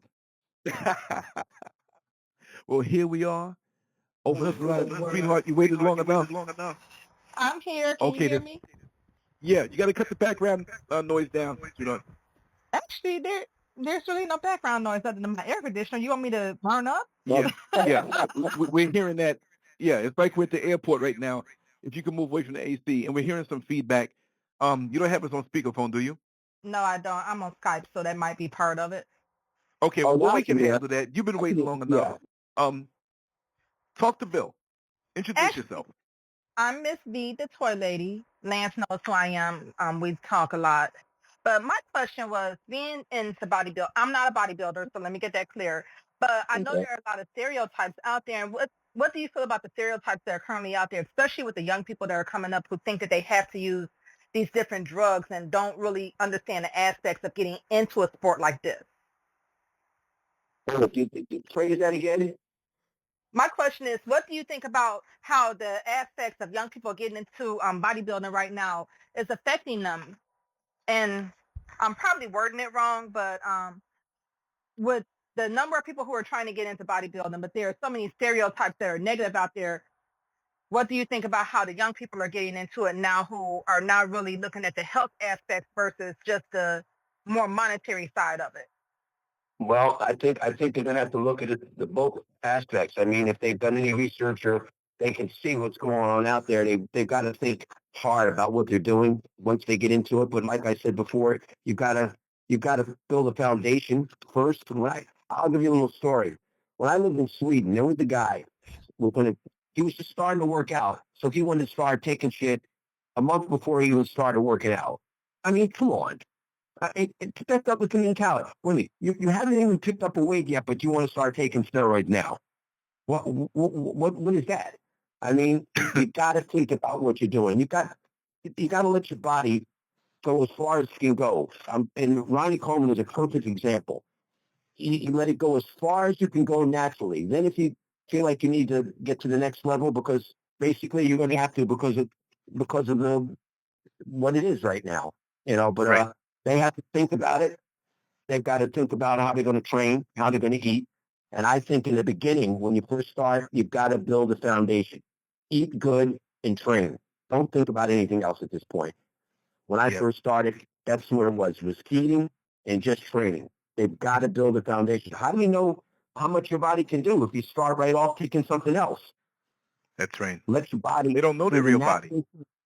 Yeah, you got to let your body do the natural thing. Let it train, let it work on its own. Then when you get to a point where you might be stalling out and you want to compete, that's a choice. I'm not telling anybody to take anything. It's their choice. You have to do the research. You got to think about it. It's your body, not mine. It's your choices. So I try to tell guys that I'm not telling you not to do anything. I can give you information. I can tell you what's going on, but you have to decipher that information. You can, like say, you can lead a horse to water, but you can't make them drink. I can tell you everything you need to know about it, what can happen. You can research it. You just have to make that decision if you're willing to take that risk. Anything like this is a risk. You just have to think, do I want to take that risk? I took the risk, and all the other guys are doing it, but you just have to think personally for yourself. This is an individual thing. Do I want to take the risk? If I'm going to do the risk, am I going to do it the right way? That's the advice I would give a young guy who's starting out. I would say get in the gym, learn the technique, build a foundation. Whatever comes after that, that's another choice. But don't just come in thinking, oh, I can take this and that, and I'm going to be a champion one way.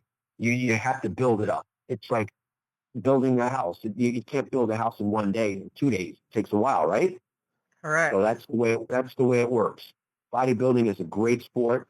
You get into it. Just think about what you're doing. Do your research. Do your homework. Find out who the champions were, what they did, how did they eat, what's going on now, what are the best foods to eat now that's going to make me grow and get the energy and the muscle I need to do. What kind of training do I have to do? These are things you have to think about before you go in because it's a lot of work.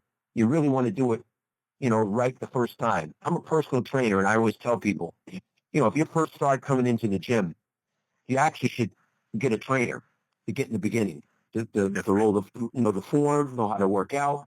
I mean, it's nothing. It's bad enough when you see somebody in the gym, not working out right or doing the wrong things. I mean, it's horrible to get in there. You want to get in shape, you want to train, and the form is bad. Everything's bad. The rep scheme is bad. The how you put the workouts together is bad. You need to learn all those things before you can really start doing some major training. And getting a trainer would help. You don't have to have a trainer for a year, 3 years. You just need a trainer to show you the way to get started. You know what I'm saying? That's the way it really works. If you do those steps, I think you're going to be pretty good as a beginner. And then I have another question for you. You talked about having your setback from your medical condition. And I'm in a similar position right now with that, where I was in a car accident. And I'm a runner, so, runners, we train hard. And when we're out of commission, just like a bodybuilder, we're hit. What did you personally do to get back into it? Because right now I'm having that problem where I'm having a hard time getting back into it after being out of the loop for a year because of my car accident. Well, I sat around and I thought about it, and I just was trying to be very positive. It was very, very tough for me to be positive. I mean, there were days that I didn't even want to live anymore. Yeah, I'm serious. It was bad. I mean, my life really was just bad. And my son would tell me when I'm talking on the phone, he said, Dad, why do you want to think like that? He says, you got 9 grandkids. He's a deacon in the church. And so he kept talking to me every day to think about things, think about, your life isn't over. Just think about your life, what you have right now. Why would you want to end it? And he made sense. I mean, but I never thought I would even think like that. Never. But you never know what you're going to do in a situation until you're into that situation. Everybody does things differently. But my advice to you is just stay positive. Keep visualizing where you want to be, in a certain period of time. You'll get back. It was hard for me to get back. It was a year and a half before I could start training again. I can remember. Kept asking the doctor, when can I go back and work out? Not yet, not yet. You have to be very careful. So, God, I want to work out. So, after a year and a half, I just dragged myself to the gym. I was working at a gym in New York. I had to take off for 2 years from not working there, but I went back again. And when I first went back, I wasn't even working out. And I started working out a little bit. You got to go real, real slow. You will get into it. You will be able to do it again. Just put your mind to the grindstone. Stay positive. I know it's bad at this time, but you got to turn everything inside out and say, okay, I got to do this. And like I said before, if you were really listening before, you got to keep thinking, I can. I can. And if you're not thinking, I can, it's not working. You can't say, I can't. You gotta just eliminate all this from your vocabulary. It's, I can and I will. Okay? You gotta really think about that. You have to visualize where you want to be. And you gotta keep thinking that. You gotta keep that in your mind. I know it's hard. You've been out for a while now, but you gotta take baby steps. You know what they say? It's not how you fall, it's how you get up after you fall. Yeah, because in my case, I've had attorneys all up in my face because I was running marathons, and they were like, what are you doing? What made you stop? And I'm like, your doctors told me to stop. I can't, and in this case, they were saying what I could not do. So I was like, really listening to you, you've inspired me because I've been trying to get back into it. I'm back walking. And, for me, just like you said, it's baby steps. But I want to tell you, I've been listening, and I just love, I have a show called Ask Mr. B Sports that airs on Thursday nights, and we talk about all type of sports, and you're just such an inspiration and positive. You are Isn't a he? breath of fresh air, and I don't know how many people And he's the real thing. He's the real thing. This is not some guy who got a cheap certification from some mail order, business and says he's a trainer. This is a man who he is one of the greats. He is one of the greats. We know Arnold got the notoriety, but Bill Grant, and he had to come through so much more, if you ask me, and you read between the lines. But yeah, he is one of the greats. You're speaking to him right now. We need to appreciate these guys more than we do. He's a wealth of information. I could sit here and talk to him forever about the stories, man, because we have overlapping people that we know, common friends and stuff, but it's just amazing. Living, breathing history right here. So, I'm going to come back, Lance. We're going to come back and do some more. We can do some more talking because there's still more I can do. And yeah, there's a whole lot more. It's great when somebody calls in, and it's great to try and help somebody. And I know she wants to get back, and I just know how devastated she is. I mean, it hasn't been able to train it. I mean, for God knows how, it's devastating. So I get it now. I mean, I couldn't really relate to people having serious injuries and illnesses, that would put them on the sidelines. I've never had that. But now that I've experienced it myself, now I can speak on it. I've had the same problems, and I know what it is, and I know how hard it is to get back and to get that frame of mind, and it's devastating when you lost all your talent for a short bit. It's like you want to get back again. You will get back again. How old are you, by the way? I just turned 46 last week, and I've ran 3 half marathons, and for me this is devastating because I've gained like 30 pounds. Where you lost the weight, I gained it. I lost 40 pounds and you've gained it, right? Yes, you sent it over to me. But listen, it'll come back again. You'll be able to shed that weight. You can start. How long has it been? This has been going on over a year.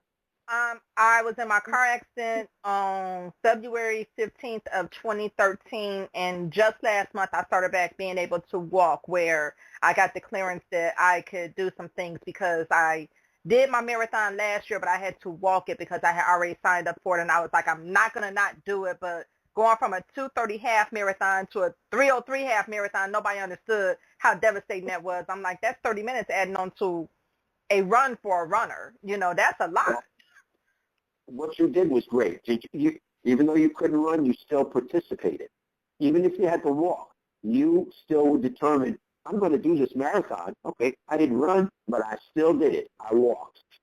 That's an accomplishment. It really is. I mean, some people would just say, forget it, I'm done. See, you're not giving up. You're not. I can tell. You're ready to go, but you will get back again. You're a baby too. You're young. You're young. Wow. I wish I was 46 again. My kids are almost that old. My oldest is 44. I don't know where the years went, but they were great years. Very challenging, but it was. Listen, the time I was in California, those were, I would have to say, were the best times of my life. I mean, I can't remember anything better than that. That was really the bomb to come together with people from all walks of life, from all over the world. Now, It was like a melting pot. Now, most of the people that worked out and came to California, we weren't from there. None of us were from there. We came from somewhere else to get to find our dream. That was the place. California was the place to go. I'm serious. I remember when Joe Weir told me he was moving to California. I was like, wow. No, you're not doing that. He had a for sale sign on his building, and he did leave. And I got even more inspired. So I know what the inspiration is all about. I got so inspired from talking to my idols back in the day, Harold Poole, Larry Scott. I mean, Steven. I even met Steve Reeves. I'm looking for these pictures I had with Steve Reeves. I met him in France, in Paris. I got pictures of him. That was the guy. Oh, Steve Reeves. When I saw him, I was like shaking. Like, oh shit, Steve Reeves, man. Steve Reeves, man. Wow, Hercules. So the situation you put me in today. But it's great, and I want to emulate your heroes. That's basically what it is. And I wanted to be like them. I wanted to emulate them. I was going to say, that's one of the problems I'm having, because I didn't start really working out seriously until I turned 40, and I got my mother and my aunt and my children involved. So it's like this year of me not being able to do pretty much anything. My mother, she's kept going. She's continued to walk. She's out there walking 5-6 days a week. But my daughter and my son, who basically were already athletes but looked at me, it's like I've had a lot of people who told me, you're not working out, so we're not working out. Who are we going to follow? And I'm like, oh, my God, I did this because at 40 I wanted to be a fabulous 40-year-old mom. I didn't want to be a couch potato. So, now I've got people telling me, you're not working out. So that's where I think my biggest problem is coming in, because it's like all these people who are telling me, you're not tweeting, you're not blogging about working out, what's going on. And I'm like, I had to take a break. Yeah. I know the feeling. That's what I wasn't on Facebook for a year, and it's like I didn't want it. This wasn't something I wanted to do. I was forced into it, So this is something you couldn't control, but now you can control the part of you healing and getting back again. The accidents you couldn't control. You'll control this. You'll get back again. You will heal. And matter of fact, you got that accident, but it's a good thing you were in great shape. Think about this. Suppose you weren't in any kind of condition. You might have been in worse shape now. True. Your conditioning, but let me tell you, the doctor told me the same thing. It's a good thing. He says I was in good shape. He had done lots of these kind of surgeries. He says, you were the best patient he had ever had, because I had no fat around the organs. Usually when they do operations and surgeries like this, the person has a lot of fat around all the organs. You got to take care of that. They had to take my intestines out and put it on a table. Wow. They got to find the hole. Then they got to clean out all the what they call the stuff in there. You get what they call septicemia. It's really amazing how this body really works. We have all this stuff, this mess encased in places in our stomachs, in our intestines, but when it breaks and comes out, it will kill you. What a piece of machinery we have. I mean, somebody made a great machine for us, and we need to utilize it properly. And you're going to recover. You really will. You're walking now. That's the most important thing. You're like taking baby steps. You're walking. Pretty soon you'll be running again, and it'll all be a bad memory. That's the same thing I'm thinking right now. All of what happened to me is like a bad memory. I mean, it was for real in the beginning, but now it's like, wow, I survived all of this. I can't even believe it. I'm really serious. I thought I was dead. I just thought I was not going to make it. The doctor told me, he said, you're dying. And I just said, phew, I got to be. I mean, I thought the surgery itself was going to kill me. Thinking about this, they boned me like a fish. I had 18 staples when I woke up. 18 staples, a colostomy bag.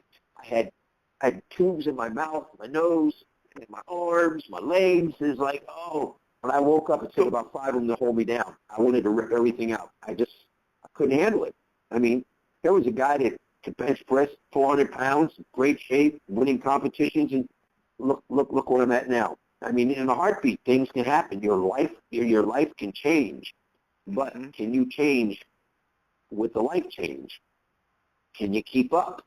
Can you deal with it? That's the problem. Now when that's all said and done, you're an athlete like I am. We have something really special. The average person hasn't really lost that much to them. To us, it's like a lifetime. All these years you've been running, 54 years of training in 1 month, it's all gone in one surgery. It's like, wow. If you did it once, you can do it again. You know how many people fail in life, but they come right back again. Hey, I remember Arnold fell right through a stage in South Africa. He ripped his knee up. Everybody thought, and he thought he was done in the beginning. But he got right back again, came right back, and he won all those Mr. Olympias. So hey, everything's possible. Anything's possible. I'm telling you, that book, The Power of Positive Thinking by Norman Vincent Peale, get that book. It's a hell of a great book. It really, I got to say, it was part of the thing that changed my life as a kid, reading that book. And I used to I hated to read, but that was something I know I was going to really benefit from. School, but I didn't think that one, it worked, and it benefited me a lot. It really did. I mean, there was a lot of negativity around me when I started working out. Even my mother, I can imagine. A waste of time. My father didn't know, but my mother said, "Stop getting out all that crap. Go to school and get an education." Wow. I mean, I remember I told her, like Arnold made that story when I used to watch TV. I used to tell my mother, one day, Ma, you're going to see me on TV. Oh, she got furious. Shut up, kid. You ain't ever, get a job. Get an education. Get a job. I remember when I was on my first job, I called my mom and said, "Hey, Mom, look at TV. What did I tell you?" It was great to kind of have to say that to her. I love it. Ma, turn on the TV. And so, I mean, everything I wanted to do, basically, that I dreamt about, I just about really did it. I mean, I was a little skinny kid saying I was going to be in magazines, win competitions, and nobody believed me. But well, see, this is a fine example of always holding on to the wonderment of the world that a child has. Because to a child that, okay, we know we have children that are born into situations where they're crushed from the beginning because of the circumstances. But, normal situation, even when somebody says something, you're like, I'm going to do this. We need to hold on to that in life. Even hold on to your dream. Exactly. And as we get older, many people let that go. They get too logical. They say, oh, I'm just going to settle for this. I'm not going to try that anymore because it's not going to work. No, you shoot for the stars, man. And you always do it and everything. And another thing people don't understand is that they have the ability to reinvent themselves. They have the ability to reinvent themselves. If it doesn't work one way, you can come back another way. But as long as you maintain your spirit and your drive and your focus and your belief in yourself, you never let anybody get in your head to make you not believe in yourself. And I'm gonna tell you, you were down. Hey, for somebody to have their guts under the table, I couldn't think of anything else, worse. So even though you felt like, oh God, this might be, because going through that moment, anybody's gonna feel it. But it was that belief that you've always had in yourself that after a time, and you reflected, and look at this. You're talking about doing the training, and look how many people 1/3 your age wouldn't be able to get up and even walk to the mailbox because they're too damn lazy. You see? And after all you've been through, and your stuff is already written in the record books. You don't have to do anything more, and you're still striving on so many different levels. And I think that's an inspiration, and that's what you are, man. Well, thank you. I appreciate that. On that note, we can figure out another day for us to come back and talk. Appreciate talking to the people on the phone. It's great. Yeah. Keep a hold of that dream. Don't let it go. You will run again. That's right. You're already walking. That's a testament that you're coming back. You're an athlete. You can do it. You can do it. You just gotta think every day, this is where I'm gonna be. I'm going to get there. And you visualize it. And you think about it every day. You go to bed and sleep about it. When you wake up and think about it. It's gotta be in your head every single day. You gotta eat, sleep, and think about where you're gonna be in the next 6, 7 months. And you will get back again. You really will. I didn't think I was ever going to get back. And even my son had to remind me, Dad, you got to be positive. You're the one that's always talking about telling people positive. You got to be positive. And sometimes, you know, when the situation is so bad, even the strongest of the tough and strong sometimes falter a little, but you bounce back up again. We're only human beings. You know, we can falter, we can fall down, and we can get a little depressed, but if you stay strong, you'll come right back again. That's right. That's and look at the famous people out there and the people who have told their stories. I mean, I'm happy to be even told to tell this story because I want people to know that life isn't over. I mean, things can happen drastically bad. I mean, I was almost dead. I said, I can't even believe it. I said, all these years, and this is going to take me out? No, I can't think. I can't say. This can't happen. That's I right. thought about it. I said, this can't kill me. No, this is not what we go, man. And I just thought, I mean, it was tough. It was really hard. I had to pick and choose what I was going to eat. It was just every day was just another day. Every day, no 2 days were alike. I had to deal and grapple with things every single day for a year and a half. And I had never been used to having to do stuff like that. Never, ever, ever. I never even thought that I would have to do that. But you see, I think I prepared myself. I was ready, and I just, you know, nobody's gonna take me out this way. Not this way. You know, you just gotta just keep going, stay positive. We can do it. I mean, every day people are out there, things happening to them, athletes that you think are never going to come back. Hey, perfect example. Who's the quarterback for the Denver Broncos? What's his name? Peyton. Peyton. Remember? Right. They got over him. His neck. It was his neck or his back or something. They said he was never going to play again. 2 years. Look how he starred and shined. Here's a guy who believed in himself. The team didn't know. The doctor didn't believe in him. The owners didn't believe enough. We gotta trace you. I bet you they're probably eating those words now. He's going to his third year since they told him he couldn't play anymore. See, that's the mentality of an athlete. We don't give up. We never say no. You know, you can say no, but I say yes. And so, as far as running, they can say no. You say yes. I will. I can. That's the only way we can do it. Those are the only words in your head, and that's you have to live by that now. You will get back, and you'll be running. I want to know when you're running again. I want to know you're running that marathon. Everybody can make it, but That's right. let's try another day here. Yes. I'm really talking to you guys. This is great, man. We got to do another day. This is great, man. Very, very good. Definitely. So, And I just want to tell you that everybody is sad that you're going. My computers are lighting up on social media. I can't wait to see the numbers in on this show. You have so many people listening to you all over the world right now, man. I really appreciate the time that you took out of your busy schedule, you know, to talk with us and inspire us.